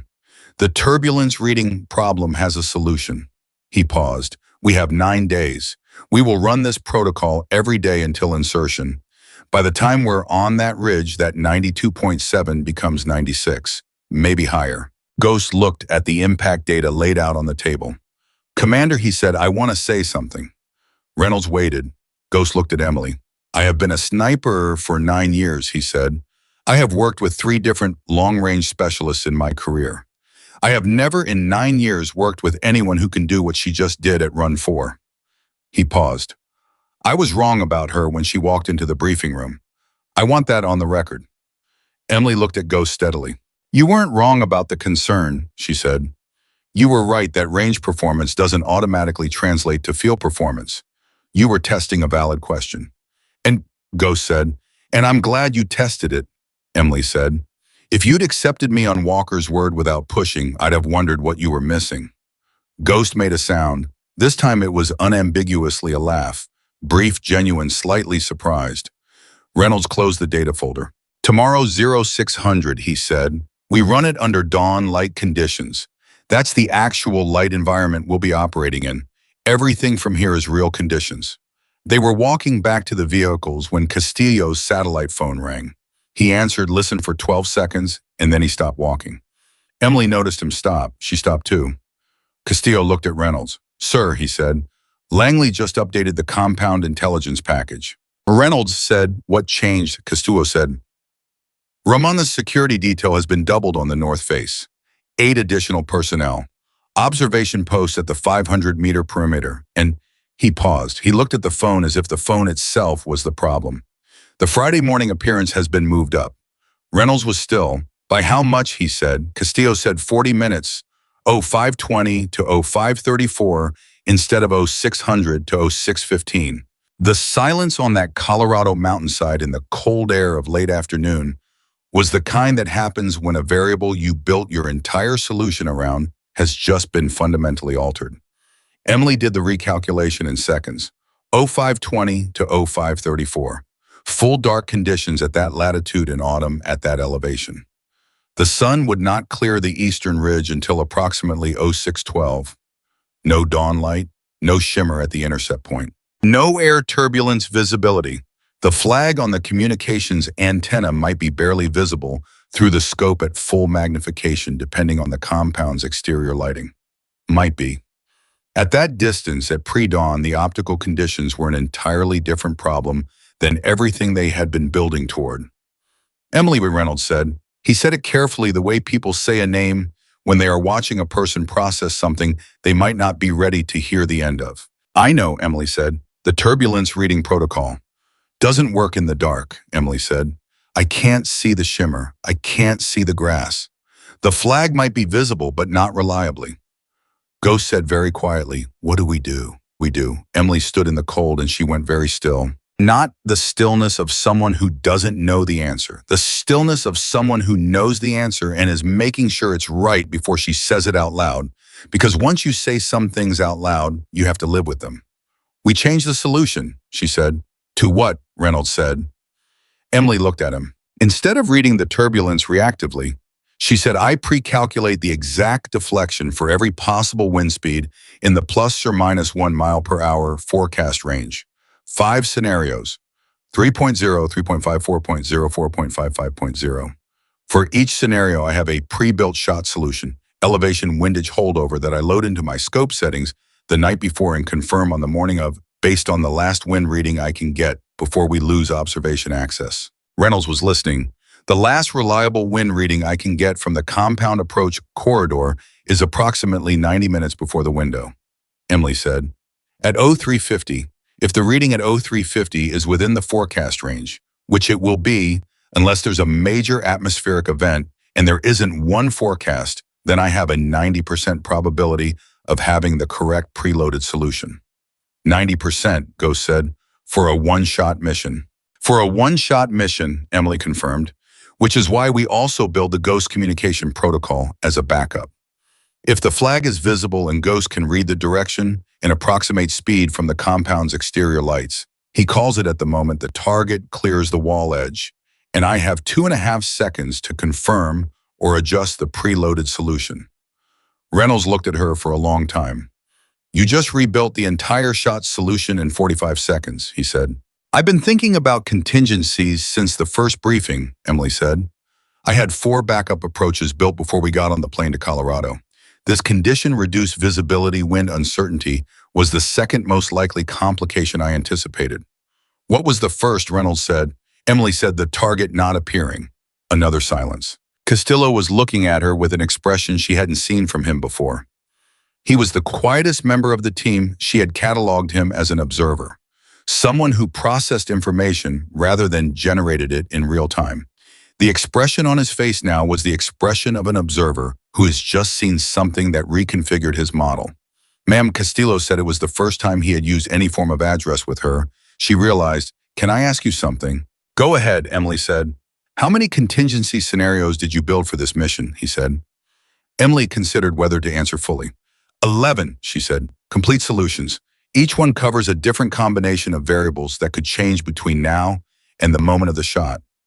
Atmospheric target behavior team compromise equipment failure, and 3 hybrid scenarios where multiple variables change simultaneously. Castillo stared at her. You built 11 complete ballistic solutions for one shot, he said. My father always said that a sniper who has one plan for a shot is a sniper who's already failed, Emily said. The shot is the end of the story. The preparation is the whole story. Ghost made a sound, not the almost laugh from before, but something quieter and more private. The sound of someone hearing a thing that lands differently than they expected. Daniel Carter, Ghost said. He said a version of it, Emily said. I refined it. Reynolds made a decision. Emily could see him make it, not physically, he barely moved, but there was a quality of resolution that came into his stillness. The closing of a door that had been slightly open while he reviewed his options. Tomorrow morning, 05:20, he said, we run the pre-dawn protocol, full darkness, no shimmer reading, ghost on flag call, preloaded solutions based on tonight's forecast. He looked at Emily. Which scenario do you preload for tomorrow? 3.5 miles per hour, Emily said immediately. That's the scenario most consistent with the historical data for this time of year at this elevation. Reynolds nodded. And if what is wrong, Reeves said. He had been standing at the edge of the group, quiet until now. Not Ghost's kind of quiet, not a professional silence, but the quiet of a man who was beginning to understand the weight of what was being planned and was choosing his moments carefully. If the preload is wrong by one scenario, 3.0 or 4.0, the deviation is correctable within Ghost's call window, Emily said. If it's wrong by two scenarios, 3.0 versus 5.0, the deviation is significant. In that case, ghost call is critical. And if Ghost can't see the flag, Reeves said. Emily looked at Reeves directly. Then it's on me, she said simply. On your read, Reeves said. On my feel, Emily said. 6 years of data, 432 sessions in varying atmospheric conditions. Every condition I've ever shot in is in my body somewhere. If the flag isn't visible and I can't get a read, I shoot from what I know. Reeves was quiet for a moment. Is that enough, he said.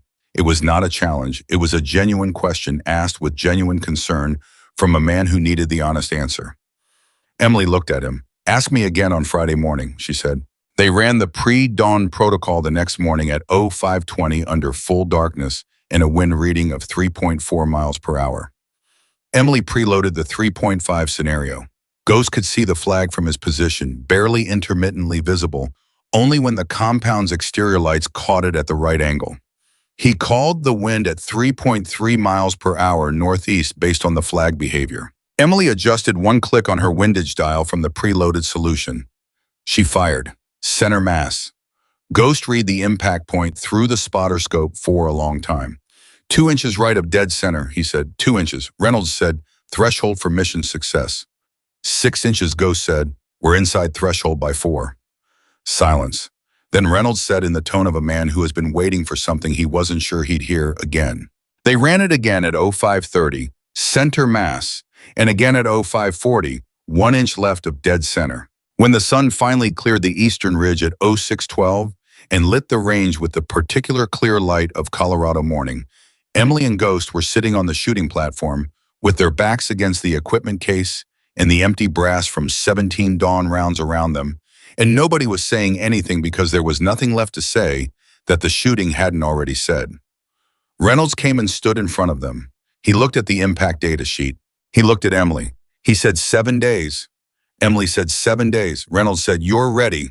Emily looked at the impact sheet. She looked at the numbers. She thought about the 11 contingency solutions in her notebook and the atmospheric model, and the 8 sentences in her father's letter, and the photograph that now lived in the front cover of her tactical package of a man laughing in the desert with his whole face. She thought about 05:20 on a Friday morning in Afghanistan, when a man who had made himself invulnerable through distance and predictability would step onto a balcony and survey a valley he believed was safe and find out in the space of 4 seconds, while a bullet crossed 3,247 meters of cold mountain air, that he had misunderstood the nature of his protection. I'm ready, Emily said. But something in her voice, something very small and very honest, said something else underneath those words. Not doubt, not fear, something more complex than either. The weight of knowing that ready was not the same as simple, that what came next would ask things of her that no number of practice runs could fully prepare for, because the mathematics of a training range and the mathematics of a real target with real consequences were separated by something that had no variable in any formula she had ever built. Her humanity. Her father had known about that. Her father had built it into his own calculations for years, and then one morning in Afghanistan had made a decision that prioritized it over everything else, and had paid the price that the mission demanded of him. She would not make the same decision. She would make her own. Ghost looked at her from 2 feet away. Hey, he said. Emily looked at him. We've got this, Ghost said, quietly. Not the performance of confidence, but the real thing, the grounded certainty of someone who has done the work and knows it. Emily held his gaze. Yeah, she said, 7 days, 1 shot. Everything her father had built in her. Everything she had built in herself in 6 years behind a rifle in the dark, when nobody was watching and nobody knew, and nobody believed such a thing was even possible.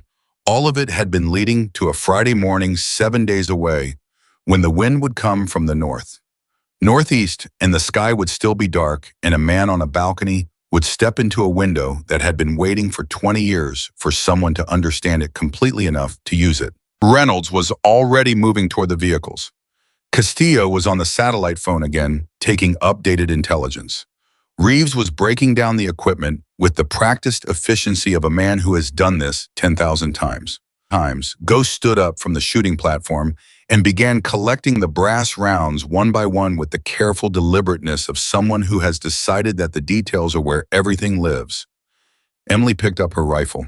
She held its weight in her hands for a moment. She thought 7 days. She thought, I know every variable. She thought, I know every contingency. And then the thought that came after all the others, the one that lived beneath the mathematics and the preparation, in the 9 years of professional distance she had built around the reason she did any of this at all, I know why. And that was the one variable that no formula could contain, and the one variable that in the end made all the other variables workable. She walked toward the vehicles. Behind her, the sun finished clearing the ridge and lit the range completely, every impact point visible in the clear mountain light, each one a small circle of truth pressed into paper at distances that shouldn't have been possible. 7 days. The 7 days passed the way time passes before something irreversible, not slowly, not quickly, but with a specific weight that made each hour feel like it had more inside it than hours usually do. Emily ran the pre-dawn protocol every morning in Colorado through day 4, then flew back to Quantico with the team on day 5 to finalize equipment and receive the last intelligence update before insertion. The final atmospheric forecast for the target corridor came in on day 6 north-northeast at 3.6 miles per hour at 0500, shifting slightly to 3.9 by 0520. She updated her preloaded solution and wrote the adjustment in the margin of her notebook in the same compressed left-handed script her father had used in the letter Walker had carried for 20 years. She noticed she was doing it, the handwriting, the same angle, the same horizontal compression, and she sat with that for a moment before closing the notebook and moving on. On the evening of day 6, Castillo knocked on her door. I was holding 2 cups of coffee, and he offered her one without explanation. She took it. He sat down in the chair across from her bunk and held his own cup with both hands and didn't say anything for a while, which Emily had learned was his way of building towards something. Can I tell you something? He said finally. Yes, Emily said.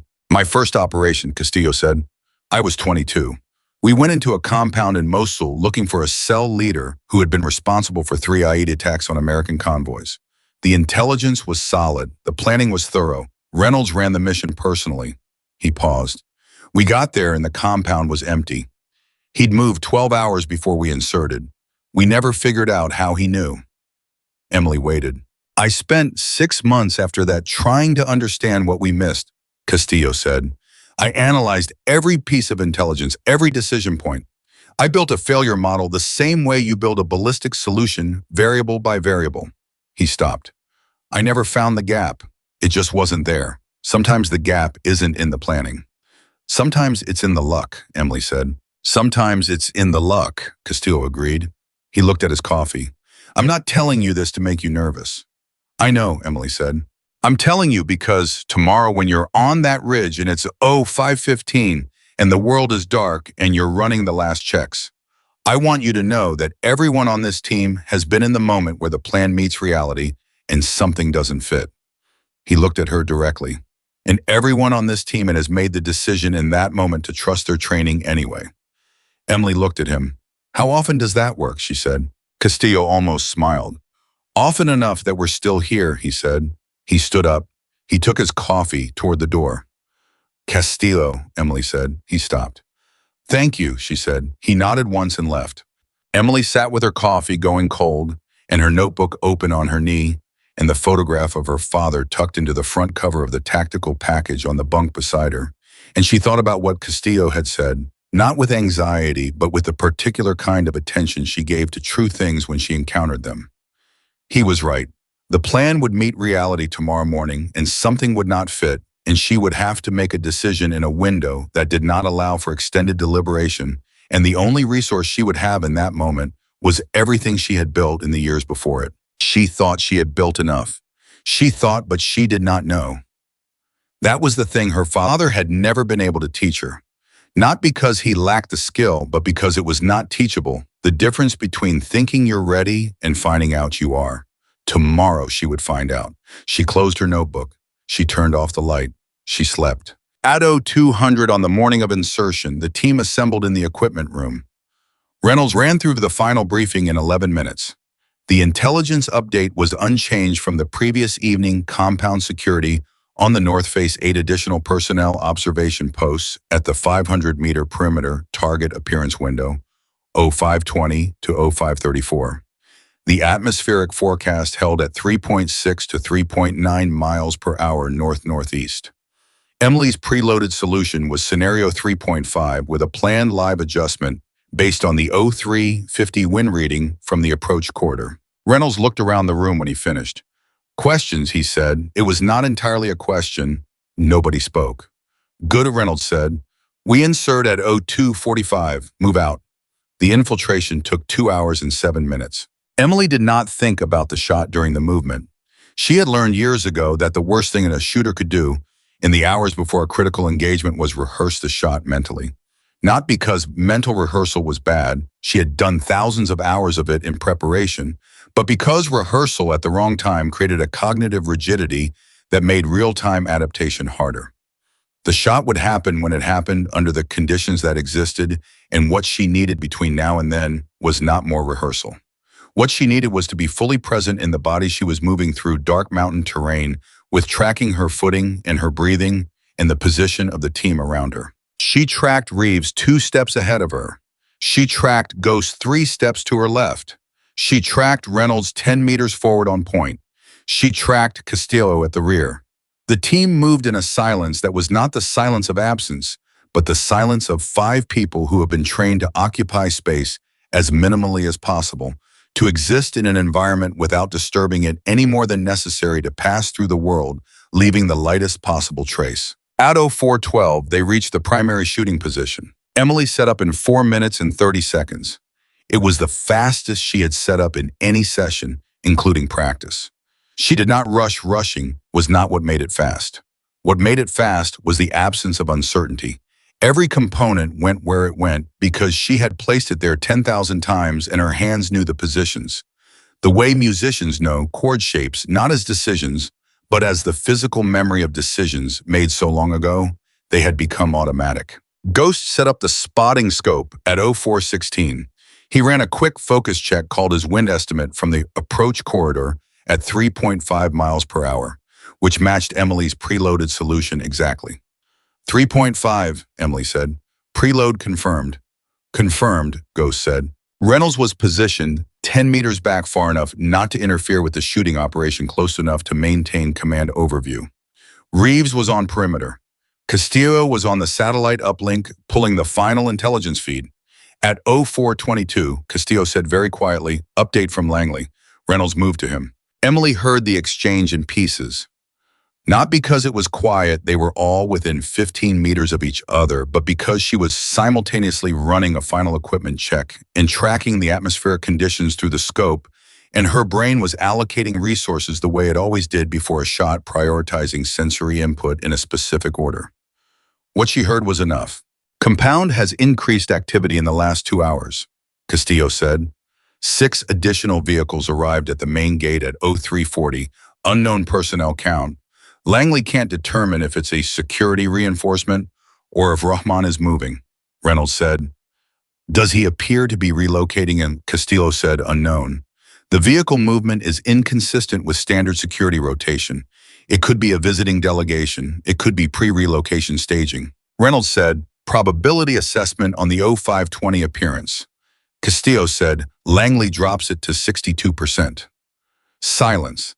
Emily kept running her equipment check. 62%. She heard that number and she filed it the way she filed all data without emotional loading, as a variable to be incorporated into the operational picture.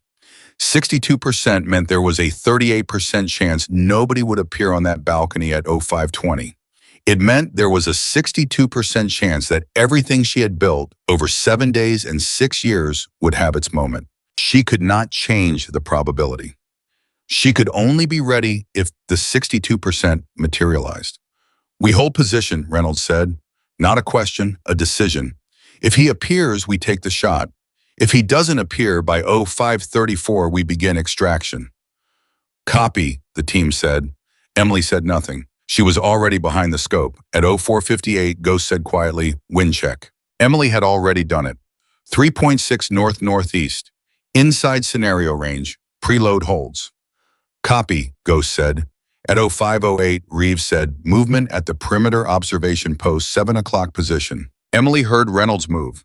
She heard the team respond to the movement call with the efficient, wordless reorientation of people who have spent years working together in exactly these conditions. She heard Reynolds' voice very low.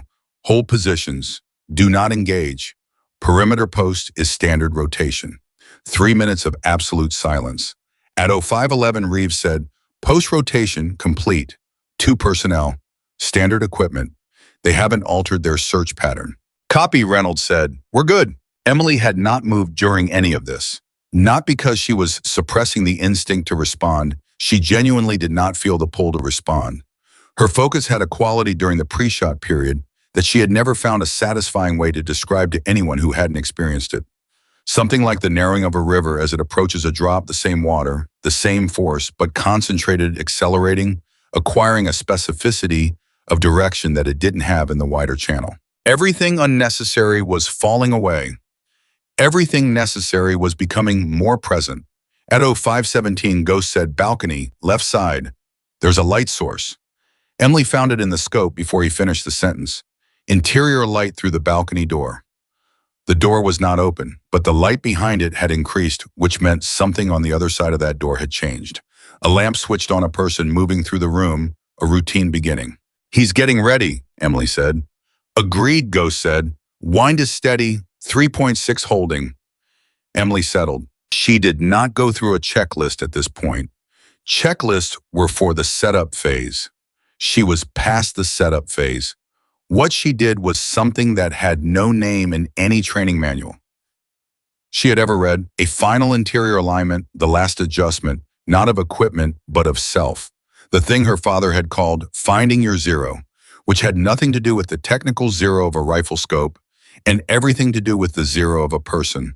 The place where all the noise stops and what remains is only what is true. She found it. She was still. At 05:19, the balcony door moved, not opened, moved. The handle shifted. Someone on the other side had touched it. Emily's finger rested against the trigger guard, not the trigger. Not yet. Door moving, Ghost said, unnecessary.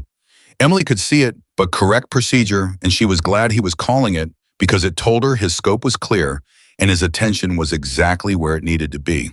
At 05:20, exactly the balcony door opened. A figure stepped out. Emily looked through the scope at a man she had never seen in person. She had studied his photographs for 7 days.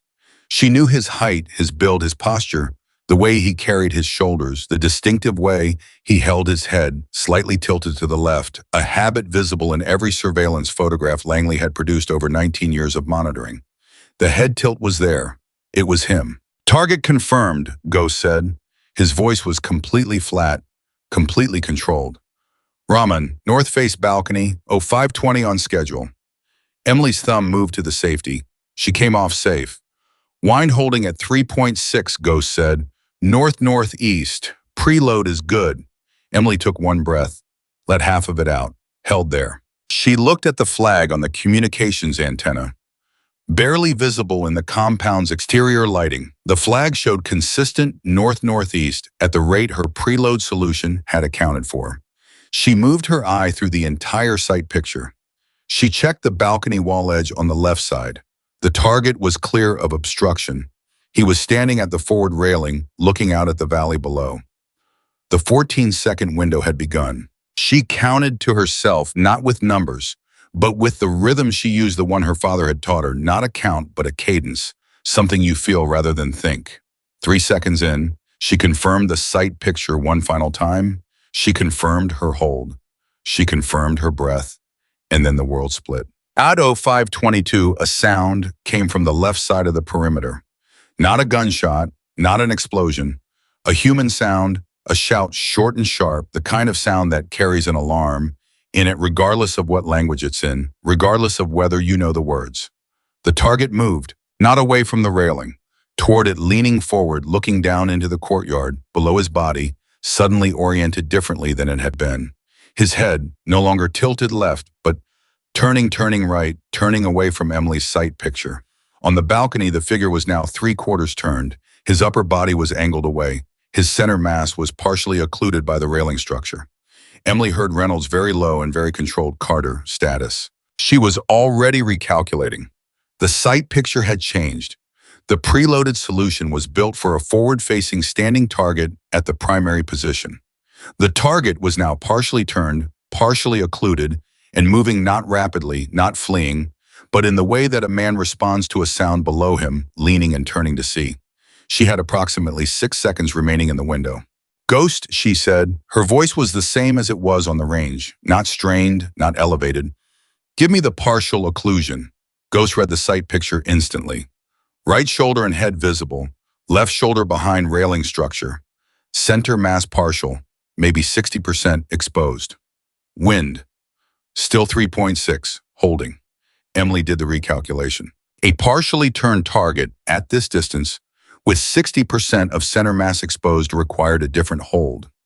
Not dramatically different, the mathematical adjustment was within her pre-calculated contingency range, but it required her to shift her point of aim left and slightly up from the preloaded center mass solution to strike the visible portion of center mass at the angle of presentation.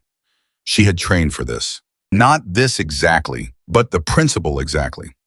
Scenario 7 in her 11 contingency solutions was a partially occluded target with a modified presentation angle.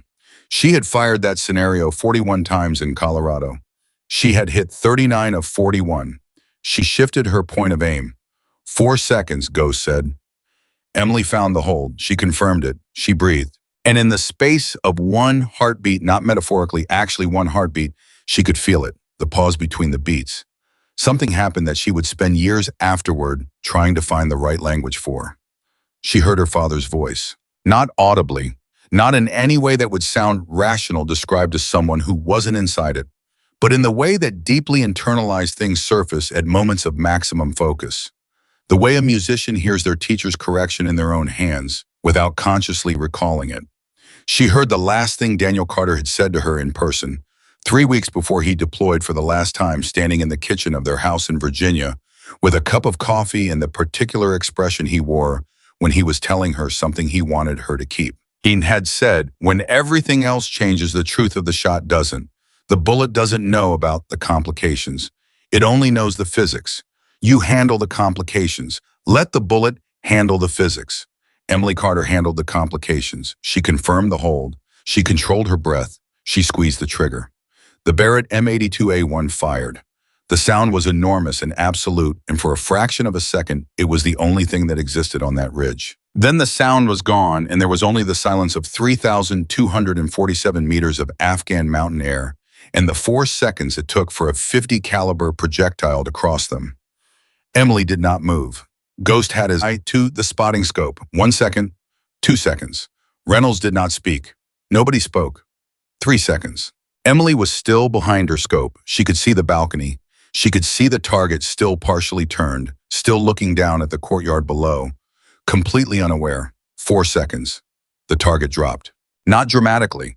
Not at the way it happened in films where people flew backward or fell in slow motion. He simply dropped his body, went from vertical to horizontal in the space of a moment, and the railing was there, and he went against it and then down, and then he was not visible above the railing anymore.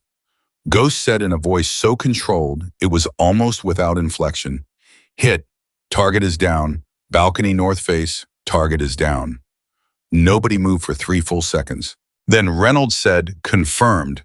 "Confirmed," Ghost said, and then in a different voice, not the operational voice, not the professional voice, but something that lived beneath all of those, "He's down, Commander, he's down."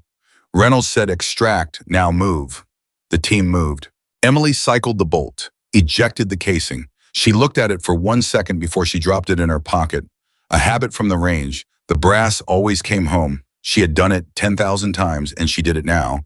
And then she was moving with the team, breaking down the equipment as she moved, each action automatic, the product of training and repetition, in the same kind of muscle memory that had just expressed itself at 3,247 meters. They were moving. They were through the first ridgeline before the compound below them had fully registered what had happened. They were through the second ridgeline while the compound's communications were still trying to produce a coherent response to an event that had happened from a direction and a distance that their security planning had classified as impossible. Reynolds was on the satellite uplink running, giving Langley the confirmation call in the clipped, precise language of someone who has given confirmation calls many times and understands that in this moment, conciseness is respect. Tango is down, Reynolds said. Confirmed visual. Team is extracting. All personnel accounted for. He listened. He said, copy that. He ended the call. He ran. Auto 551, 29 minutes after the team had reached the primary shooting position. 9 minutes after Emily had fired, they reached the extraction vehicle cache in the approach corridor. Reeves pulled the cover off the first vehicle. Castillo was already in the second. Ghost reached the cache at the same moment as Emily. They arrived side by side running, and for a second they both slowed at the same time and looked at each other, breathing hard in the dark on a mountain in Afghanistan. Said dead center. Emily said, 60% exposure. Dead center of 60%, Ghost said, which is the center of the exposed portion. Yes, Emily said. That's what I aimed at. Ghost looked at her for a moment, breathing hard, expression doing something complicated. You adjusted to a partial presentation in real time, he said. Cold, under. Get in the vehicle, Reynolds said from behind them. Not harshly, just finally, they got in the vehicle. The drive out of the approach corridor took 44 minutes. Emily sat in the rear seat with the Barrett across her knees and Ghost beside her, and the sounds of the vehicle moving through the mountain dark around her, and she felt the adrenaline metabolizing. She could feel it, specifically the way her hands were slightly unsteady now. In a way they had not been during the shot, which was always how it went. The body holding everything in check during the critical period, and then releasing it after, like a breath held underwater, and finally let out when the surface was reached. She looked at her hands. She thought about the shot, not the mechanics of it. The mechanics she would analyze later, carefully and completely, the way she analyzed every shot, looking for the things that had worked and the things that had nearly not worked and the things that needed to be incorporated into the next preparation. That analysis was for later.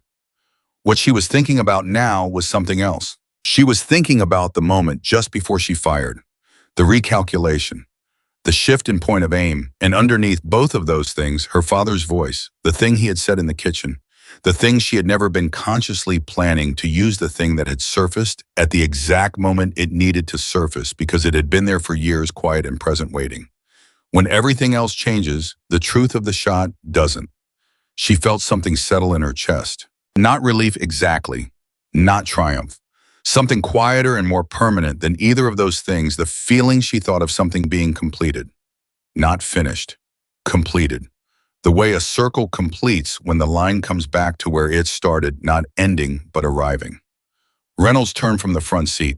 He looked at Emily in the back. For a long time, neither of them said anything. Then Reynolds said 3,247 meters. Partial presentation. Real-time adjustment.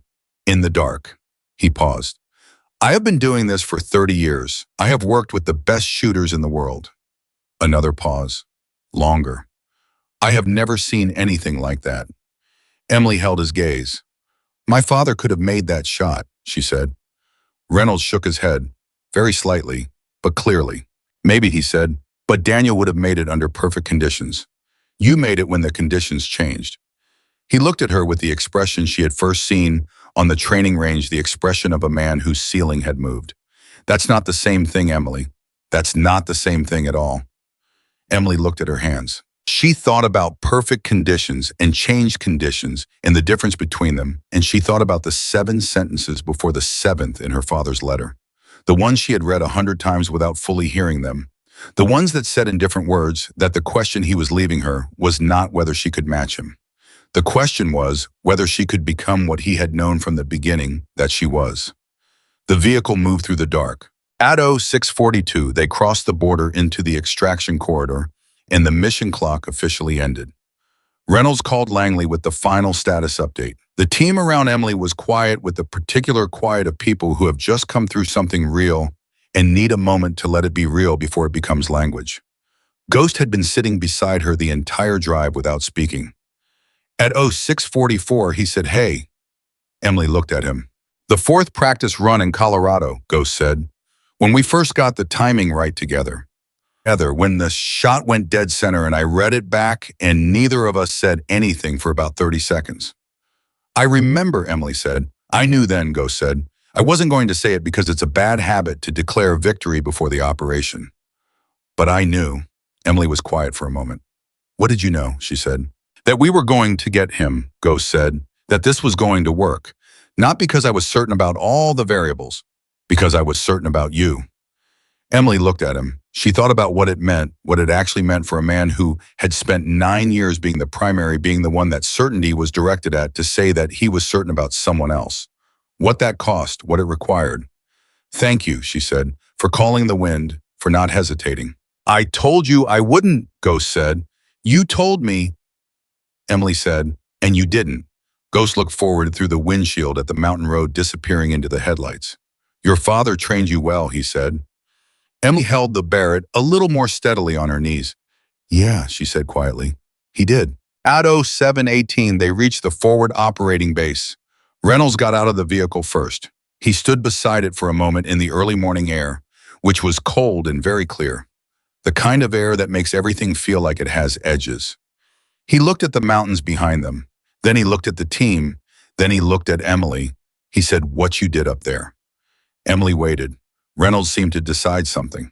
Daniel would have been proud, he said, not because you made the shot, because of how you made it, because when everything changed, you stayed true. He paused. That's not training. That's character. Emily looked at him. She did not say thank you. She nodded once the way people nod when words would be less accurate than silence. Reynolds nodded back. He turned and went inside the base. Emily stood beside the vehicle for a moment longer. Ghost was beside her. Castillo was on the phone again. Reeves was offloading equipment. She looked at the mountains. She thought about a man who had stepped onto a balcony 20 years ago and laughed, and what the distance between that moment and this one had cost, and what it had required, and what it had asked of the people who had carried the weight of it across all the years in between. She thought about her father. She thought about 8 sentences in a kitchen in Virginia, and a cup of coffee going cold, and the last thing he had said to her that she had been carrying without knowing she was carrying it until the moment she needed it and found it exactly where he had placed it. She took the photograph out of the front cover of the tactical package. She looked at it in the early morning light. Her father laughing full-faced in the desert, not thinking about anything except the funny thing someone had just said. She held the photograph for a long time. Then she put it carefully back where it lived. She picked up her rifle. She walked inside.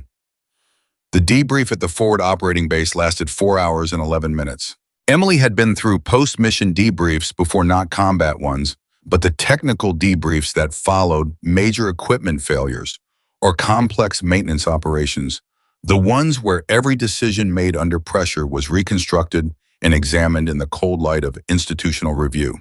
She had always found them useful, not comfortable, but useful in the way that honest examination of difficult things is always more useful than comfortable avoidance of them.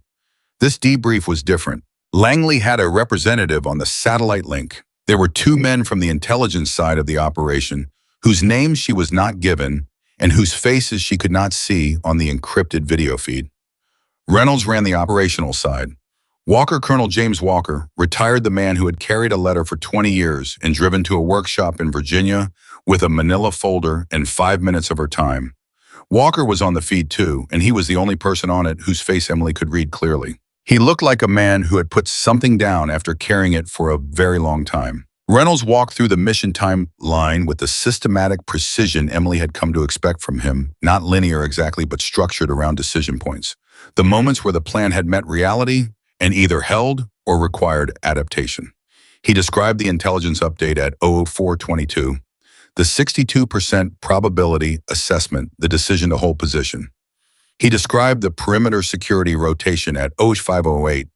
He described the target appearance at 0520 confirmation and the shot. Then he said something Emily did not expect. At 0521, Reynolds said, the target changed orientation in response to a sound from the courtyard below. The forward-facing presentation we had planned for became a partial presentation. Approximately 60% center mass exposed, partially occluded by the balcony railing. The preloaded shot solution was designed for a forward-facing target. Emily Carter identified the change presentation in real time, recalculated the required adjustment to point of aim, and executed the shot with 4 seconds remaining in the window. He paused. The confirmed hit was dead center of the exposed portion of center mass, Reynolds said. At 3,247 meters, under pre-dawn light conditions. Cold bore, with a real-time adjustment made in under 2 seconds. Silence on the satellite feed. Then one of the men whose name Emily didn't have said that's not possible. Reynolds said no, but it happened. Another silence. Walker said nothing. He was looking at something off-screen, and Emily could not tell what it was, but his jaw was working slightly, the way it had in her workshop when he was containing something that was larger than his face wanted to hold.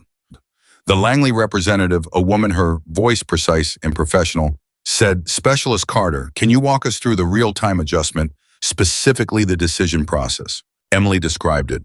She described the sight picture change, the partial occlusion calculation, the point of aim shift, the confirmation sequence. She described it the way she described all technical processes, completely in order, without embellishment. She described what she saw and what she decided and what she did and why. When she finished, the satellite feed was quiet again. The Langley representative said, "How long did the recalculation take?" "I don't know exactly," Emily said. "It wasn't a sequential process. I didn't go through the steps in order. The adjustment arrived as a complete solution rather than as a sequence of calculations." "Can you say more about that?" the representative said. Emily thought about how to say it accurately. "When you've built enough solutions," she said, "the components they're not separate anymore. They're integrated, so when the picture changed, I didn't calculate the new solution. I recognized it. The way you recognize a face, the information was already in there. I just had to find the right version." A long pause. Walker spoke for the first time. "That's what Daniel used to call pattern recognition at depth," he said. His voice was steady, but something underneath it was not. He said that the difference between a good shooter and a great one wasn't the ability to calculate. It was the ability to have already calculated, to have built so many solutions that the right one was always already there when you needed it. Emily heard that. She heard it land. She said, "He taught me that." Walker said, "I know he did." A pause. "He told me he was teaching it to you, about 2 years before he died. He said, 'She'll be the one who uses it, James, not me. She'll be the one who has it ready when it matters.'" The debrief room was very quiet. Reynolds looked at Emily. Emily looked at the satellite feed, at Walker's face on the screen, at the man who had carried her father's certainty about her for 20 years, alongside a letter in a manila folder, and a belief that some things had to be done at exactly the right moment, or not at all. She said, "Did he know that it would be this specific mission, this specific target?" Walker was quiet for a moment. "He knew the target would still be alive when the right moment came," Walker said. He had studied Rahman's operational patterns for years. He knew that Rahman was too careful, too predictable in his caution to be taken by conventional methods. He believed the solution was a distance that no one had yet built the capability to use. He paused. He spent the last 2 years of his life making sure someone had that capability. Emily absorbed this. "I was building toward a mission he knew he wouldn't take," she said. "He was building toward a mission he knew you would take," Walker said. "That's different." The debrief ended 40 minutes later. Reynolds closed the satellite feed, stood up, and looked at the ceiling for a moment, in the particular way of someone who is deciding what kind of person to be in the next 60 seconds. Then he looked at Emily. "Officially," he said, "this mission does not exist in any form that will be publicly accessible in any of our lifetimes. Your name will not appear in any document that anyone outside a very small circle will ever read. What you did this morning will not be on a wall somewhere. There will be no ceremony." He held her gaze. "I want you to know that I know that, and I think it's wrong, and there is nothing I can do about it." Emily said, "I didn't do it for the wall." Reynolds said, "I know, but I wanted to say it anyway." He extended his hand. Emily took it. They shook hands with the firmness of two people who have just been through something together that neither of them will ever entirely leave behind. "What happens now?" Emily said. "You go home," Reynolds said. "You go back to Virginia. You go back to your workshop and your calibration work and your 12-year-old truck with the cracked windshield." He paused. "Or you don't." Emily looked at him. "There's a program," Reynolds said. "It's been in development for 3 years, training the next generation of extreme distance specialists. Not just shooters, the whole discipline. Atmospheric analysis, real-time adjustment, Team communication protocols for extended range operations. It needs someone to run it. Emily was quiet. Walker proposed you 6 months ago, Reynolds said, before he came to your workshop. He wanted to know if you were real before he made the formal recommendation. After this morning, Reynolds stopped. After this morning, the question isn't whether you're qualified. The question is whether you want it. Emily thought about her workshop. The flat institutional light. The tools hung in precise order on the wall. The 12-year-old truck. The private range behind the building where she had spent 6 years working problems. Nobody knew she was working, building a capability. Nobody knew she had, for reasons she had spent most of that time trying not to examine too closely. She had examined them now. She knew what they were. She said, who would I be training? Operators from multiple branches, Reynolds said. Some with existing long-range backgrounds who need to extend their range and capability. Some who are starting from a foundation in technical analysis and need to learn the shooting side. The program is designed to produce people who can do what you did this morning, not replicate you exactly, but bring the same integrated approach to different operational contexts. It's not replicable, Emily said. What I did this morning, not exactly. No, Reynolds said, but the methodology is, the preparation philosophy, the contingency architecture, the communication protocol you built with Ghost. He looked at her steadily. You built something in 7 days that most programs spend years trying to develop. I want to know what it looks like when you have time. Emily looked at the table. She thought about her father, about what he had spent his last 2 years doing, not preparing himself for a mission. He knew he wouldn't survive, but preparing someone else for a mission she didn't know was coming. Teaching a capability, building it into a person who would carry it forward without knowing for years what it was for. She thought about what it would mean to do that deliberately, consciously, with the full understanding of what it was building toward and why. Yes, she said. Reynolds nodded once. Good, he said. We'll talk details when you're back, stateside. He moved toward the door. Get some sleep, Carter. You've earned it. Emily sat in the debrief room for a few minutes after he left. She was not tired. She was something more complex than tired, the state of a person who has just come through a concentrated period of maximum intensity and is now in the very first moments of the territory on the other side of it before the mind has fully shifted registers. She thought about what Reynolds had said, about the wall, about the ceremony that wouldn't happen. She found somewhat to her surprise that she was completely at peace with that. What had happened on that ridge at 0522 on a Friday morning in Afghanistan was real regardless of whether it was on a wall. The physics of it were real. The preparation was real. The 4 seconds of mountain air were real. The man on the balcony was real. The decision her father had made 20 years ago was real, and what it had cost was real, and what she had built from that cost was as real as anything she had ever touched. You don't need a ceremony for real things. Real things know what they are. She got up. She walked out of the debrief room into the corridor and almost ran directly into Ghost, who was standing against the wall across from the door with his arms folded and the expression of someone who has been waiting for a specific person to come out of a specific room. How long have you been standing there? Emily said. Since the debrief ended, Ghost said. About 40 minutes. Emily looked at him. That's a long time to stand in a corridor, she said. I have something to say, and I wanted to say it before the moment passed, Ghost said. He unfolded his arms. He looked at her with the directness of someone who has decided to say a true thing and is not going to dress it up. I owe you an apology. Ghost, not for the briefing room, he said. That apology I already made, and you accepted it, and we've moved past it. This is a different one. He paused. When Reynolds moved me to Overwatch and Spotter, I told myself it was because Walker didn't know what he was doing anymore, that it was an error of judgment from a man who'd been out of the field too long. I told myself that for the first 3 days. Emily waited. And then I was in that spotting scope this morning, Ghost said.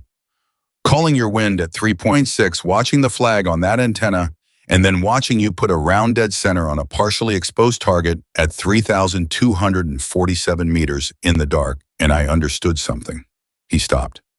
I understood that the best thing I have ever done in 9 years of being a sniper was be your spotter this morning. Not because I did something extraordinary, because I did exactly what was needed in exactly the right way, and the person on the other end of the communication could use it. He held her gaze. I've been the primary for 9 years because I'm very good at the shooting. But this morning I understood for the first time what it feels like to be exactly the right person in exactly the right role. Emily said, Reynolds knew that about you before this mission. I know, Ghost said. He's been trying to tell me for 2 years. Why couldn't you hear it? Emily said. Ghost thought about this honestly. Because I built everything on being the shooter, he said.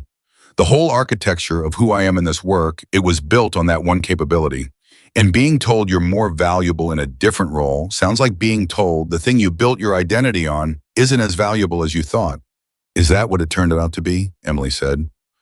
Ghost was quiet for a moment. No, he said. It turned out to be the opposite. It turned out that everything I built, the 9 years, the pattern recognition, the atmospheric reading, the systems analysis, it was all preparation for this morning. For being in that position with that scope calling that wind and not hesitating when the turbulence changed. He paused. I just couldn't see it until I was in it. Emily thought about that. She thought about 6 years behind a private rifle on a private range building, a capability she didn't understand the full purpose of until Walker walked into her workshop with a manila folder and 5 minutes of her time. She thought about how long people sometimes have to carry what they're building before they find out what it's for. You're a very good spotter, she said. Ghost made the sound, the one that had started as not quite a laugh and had become over the course of the past 11 days something genuinely warm. High praise from the most accurate shooter I've ever watched work, he said. They stood in the corridor for a moment, in the comfortable silence of two people who have been through something real together and don't need to fill the space with words. Then Castillo appeared at the end of the corridor. There's food, he said. Real food. Oh yeah. Someone found eggs. He looked at both of them. You should probably eat something. Ghost looked at Emily. Emily said, eggs sound good. They walked down the corridor together. 3 weeks later, Emily Carter drove her 12-year-old truck with the cracked windshield through the gates of Quantico for the last time in her capacity as a weapons maintenance specialist grade 7. She had packed her workshop in 2 days, not because there was much to pack. There wasn't. She had always kept the space spare and functional. But because she had taken the time to calibrate every rifle currently in service rotation before she left without being asked to, because that was who she was, and she saw no reason to stop being who she was simply because she was leaving. The last thing she calibrated was the Barrett. Not the one she had taken to Afghanistan. That rifle was in a different kind of custody now, logged and stored, and part of a classified operational record that would not be opened in her lifetime. But one of the 4 M82A1s that had come into her shop on a Tuesday slightly out of spec, which was the day Walker had walked through her door and changed the architecture of everything. She calibrated it to tighter tolerances than the specification required because acceptable parameters and the parameters that actually mattered were not the same thing, and she had never been willing to confuse them. She left the rifle on the bench. She walked out of the workshop. She drove to the parking lot and sat in her truck for a moment without starting it. She thought about where she was going. The program Reynolds had described was based at a facility in North Carolina that she had never been to. She had spent the past 3 weeks reviewing the curriculum materials they had sent her, reading them the way she read everything with a pencil in her hand, and the margins filling up with questions and revisions, and the specific kind of pushback that comes from someone who knows the subject, not from textbooks, but from years of direct and solitary practice. The curriculum was good. It was built on solid principles by people who understood the field. It was missing some things. Emily had written 12 pages of additions. She thought about the people she would be teaching. Operators from multiple branches, Reynolds had said, some with shooting backgrounds, some with analytical backgrounds, all of them needing to develop the integrated approach. The place where the mathematics and the reading and the communication and the something below all of those things came together into a capability that was more than the sum of its components. She thought about how you taught that. Not the mechanics. The mechanics were teachable. She knew exactly how to teach the mechanics. But the other part, the part her father had called finding your zero, the part that was not calculation, but integration, not speed, but readiness, not confidence, but the specific internal alignment that makes confidence unnecessary because you simply know. She thought you could not teach that directly. You could only build the conditions in which people could find it themselves. You could give them the problems. You could give them the failures. You could give them enough repetitions of difficult things under honest conditions that the difficult things stopped being overwhelming and started being familiar. And then if you did that well enough and long enough, something happened in the person that could not be manufactured and could not be rushed. The moment when all the separate capabilities integrated into something unified, and the person on the other end of the rifle became not someone who was trying to make a shot, but someone who simply made it. Her father had done that for her. She was going to do it for other people. She started the truck. She drove off the base. 40 minutes later, she was on the highway heading south with the tactical package on the passenger seat and the photograph in its front cover, and 12 pages of curriculum revisions in her notebook in the Barrett's last calibration numbers, written in the margin of the first page, in her father's handwriting style, which she had apparently been using long enough that she no longer noticed it unless she specifically looked. Her phone rang. She answered it on the truck's speaker system without looking at the screen. "Carter," she said, "it's Walker." Emily said nothing. She drove. "I heard you took the program," Walker said. "Yes," Emily said. "Reynolds called me," Walker said. "He said the debrief went well. He said," a pause, "he said you were extraordinary." Emily kept her eyes on the highway. "He's generous," she said. "He's not generous," Walker said. "Reynolds is many things, but generous is not one of them. He's precise. When Reynolds says extraordinary, he means he has no better word for it." Another pause. "I want you to know something." Emily waited. 20 years ago," Walker said, "I made a decision that sent Daniel Carter on a mission that killed him. I have spent 20 years with that decision. I have examined it from every angle available to me, and I have concluded I genuinely believe this, that I made the right operational call with the information I had. But the right operational call and the consequences of it are two different things, and the consequences lived in me alongside the call for 20 years. Emily drove. "This morning," Walker said, "when Reynolds called with the confirmation. When I heard those words, 'Tango is down, all personnel accounted for,' I felt something change. Not the weightlifting exactly. I don't think that weight goes away completely. But it shifted. It became something different." He paused. "It became something I could carry forward instead of just carrying." Emily said, "He wouldn't want you to carry it at all." "I know," Walker said. "Daniel was always better than me at putting things down. He had a capacity for living in the present moment that I have never managed to develop." A pause that was softer than his usual pauses.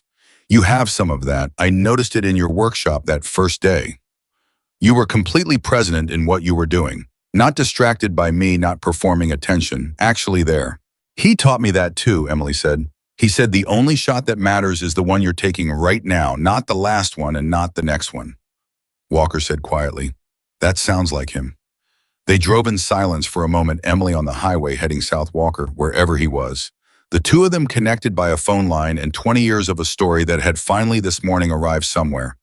"Take care of yourself, Emily," Walker said. "You too, Colonel," Emily said. The call ended. Emily drove. She thought about her father. She did not think about him with the complicated tangle of grief and admiration and the frustrated love of someone who was taken too soon and left too much unfinished. She had thought about him that way for years, and she had earned the right to stop. She thought about him the way you think about someone whose influence has become so woven into who you are that the distinction between their teaching and your knowing has dissolved the way a river cannot tell you exactly where the rain ended and the current began. He was in her hands. He was in the compressed, left-handed script in the margins of her notebook. He was in the 12 pages of curriculum additions, most of which were things he had told her that she was only now understanding fully enough to teach. He was in the way she drove, not fast, not slow, but steady, with a complete attention to what was actually in front of her, rather than what she imagined might be coming. I was in the photograph in the front cover of the tactical package, on the passenger seat, laughing in the desert, full face present, alive. She was going to build something. Not a monument to him. Monuments were for people who needed the external object to hold the internal reality. And she did not need that. What she was going to build was a living thing, a methodology, a curriculum, a room full of people who would learn to do what she did not because they were her, or because they were Daniel Carter's daughter, but because someone had taken the time to give them the conditions in which they could find their own zero, their own integration, their own version of the capability that had carried a bullet across 3,247 meters of Afghan mountain air and arrived exactly where it needed to be. She had one stop to make before North Carolina. She got off the highway in a town she had never been to before in Georgia in the late afternoon. She parked in front of a school, elementary school, yellow brick, a small athletic field beside it, where a man in his 50s was walking between groups of children arranging themselves for what appeared to be a baseball practice. She sat in the truck and watched for a moment. The man had a slight limp, the kind that had been present long enough that he had built his movement around it, rather than fighting it, the kind that had come from something old and serious and survived. He was patient with the children in the specific way of someone who had learned patience the hard way. He was laughing at something a kid had said, a real laugh, full-faced, uncalculated. Emily watched him. She thought about what Reynolds had told her, about the man her father had stayed in position for, the man whose extraction Daniel Carter had prioritized over the mission and over himself. The man who had come home and built a life that had no idea what it had cost. She had not come to tell him. She had come to see. She had needed to see that the cost had made something that was worth what it cost, and she was looking at it now. A man in his 50s with a limp and a laugh running a baseball practice in the late afternoon in Georgia. A live present here, the way that Daniel Carter had made sure he would be. She sat in the truck for 3 minutes, then she started the engine. She did not go over to the field. She did not introduce herself. She did not disrupt the practice or the life or the particular kind of ordinary afternoon that was only possible because of a decision made in a courtyard in Afghanistan 20 years ago by a man with a rifle and a choice and a clear understanding of which thing mattered more in that specific moment. She drove away. She got back on the highway. She drove south toward North Carolina, toward the facility, toward 12 pages of curriculum additions in a room that did not yet exist for students. She had not yet met toward the work that was waiting for her. The way all true work waits, not with urgency, not with impatience, but with the quiet certainty of something that knows it will be done because the right person has finally arrived to do it. At 9:17 in the evening, she pulled into the facility parking lot. She turned off the engine. She sat in the dark for a moment. She thought about everything it had taken to get here. The 6 years, the 11 contingency solutions, the 7 days, the 4 seconds over a mountain, the 8 sentences in a letter, the man laughing in a photograph, the baseball practice in Georgia, the rifle on a bench in Virginia, calibrated past specification, because acceptable was never the right standard. She thought about the question her father had left her. She thought about the answer she had given. She picked up the tactical package. She got out of the truck. She walked into the building. She was not her father's shadow. She was not the echo of a legend. She was not the daughter arriving to complete what the father began. She was Emily Carter, a woman who had spent years building something in the dark, who had carried a capability quietly until the moment it was needed, and then used it without hesitation and without error, who had looked at a change target at 3,247 meters, with 4 seconds on the clock and found already assembled inside her the exact solution required. She was the beginning of her own story. And the story, for the first time in 28 years, was entirely hers to write.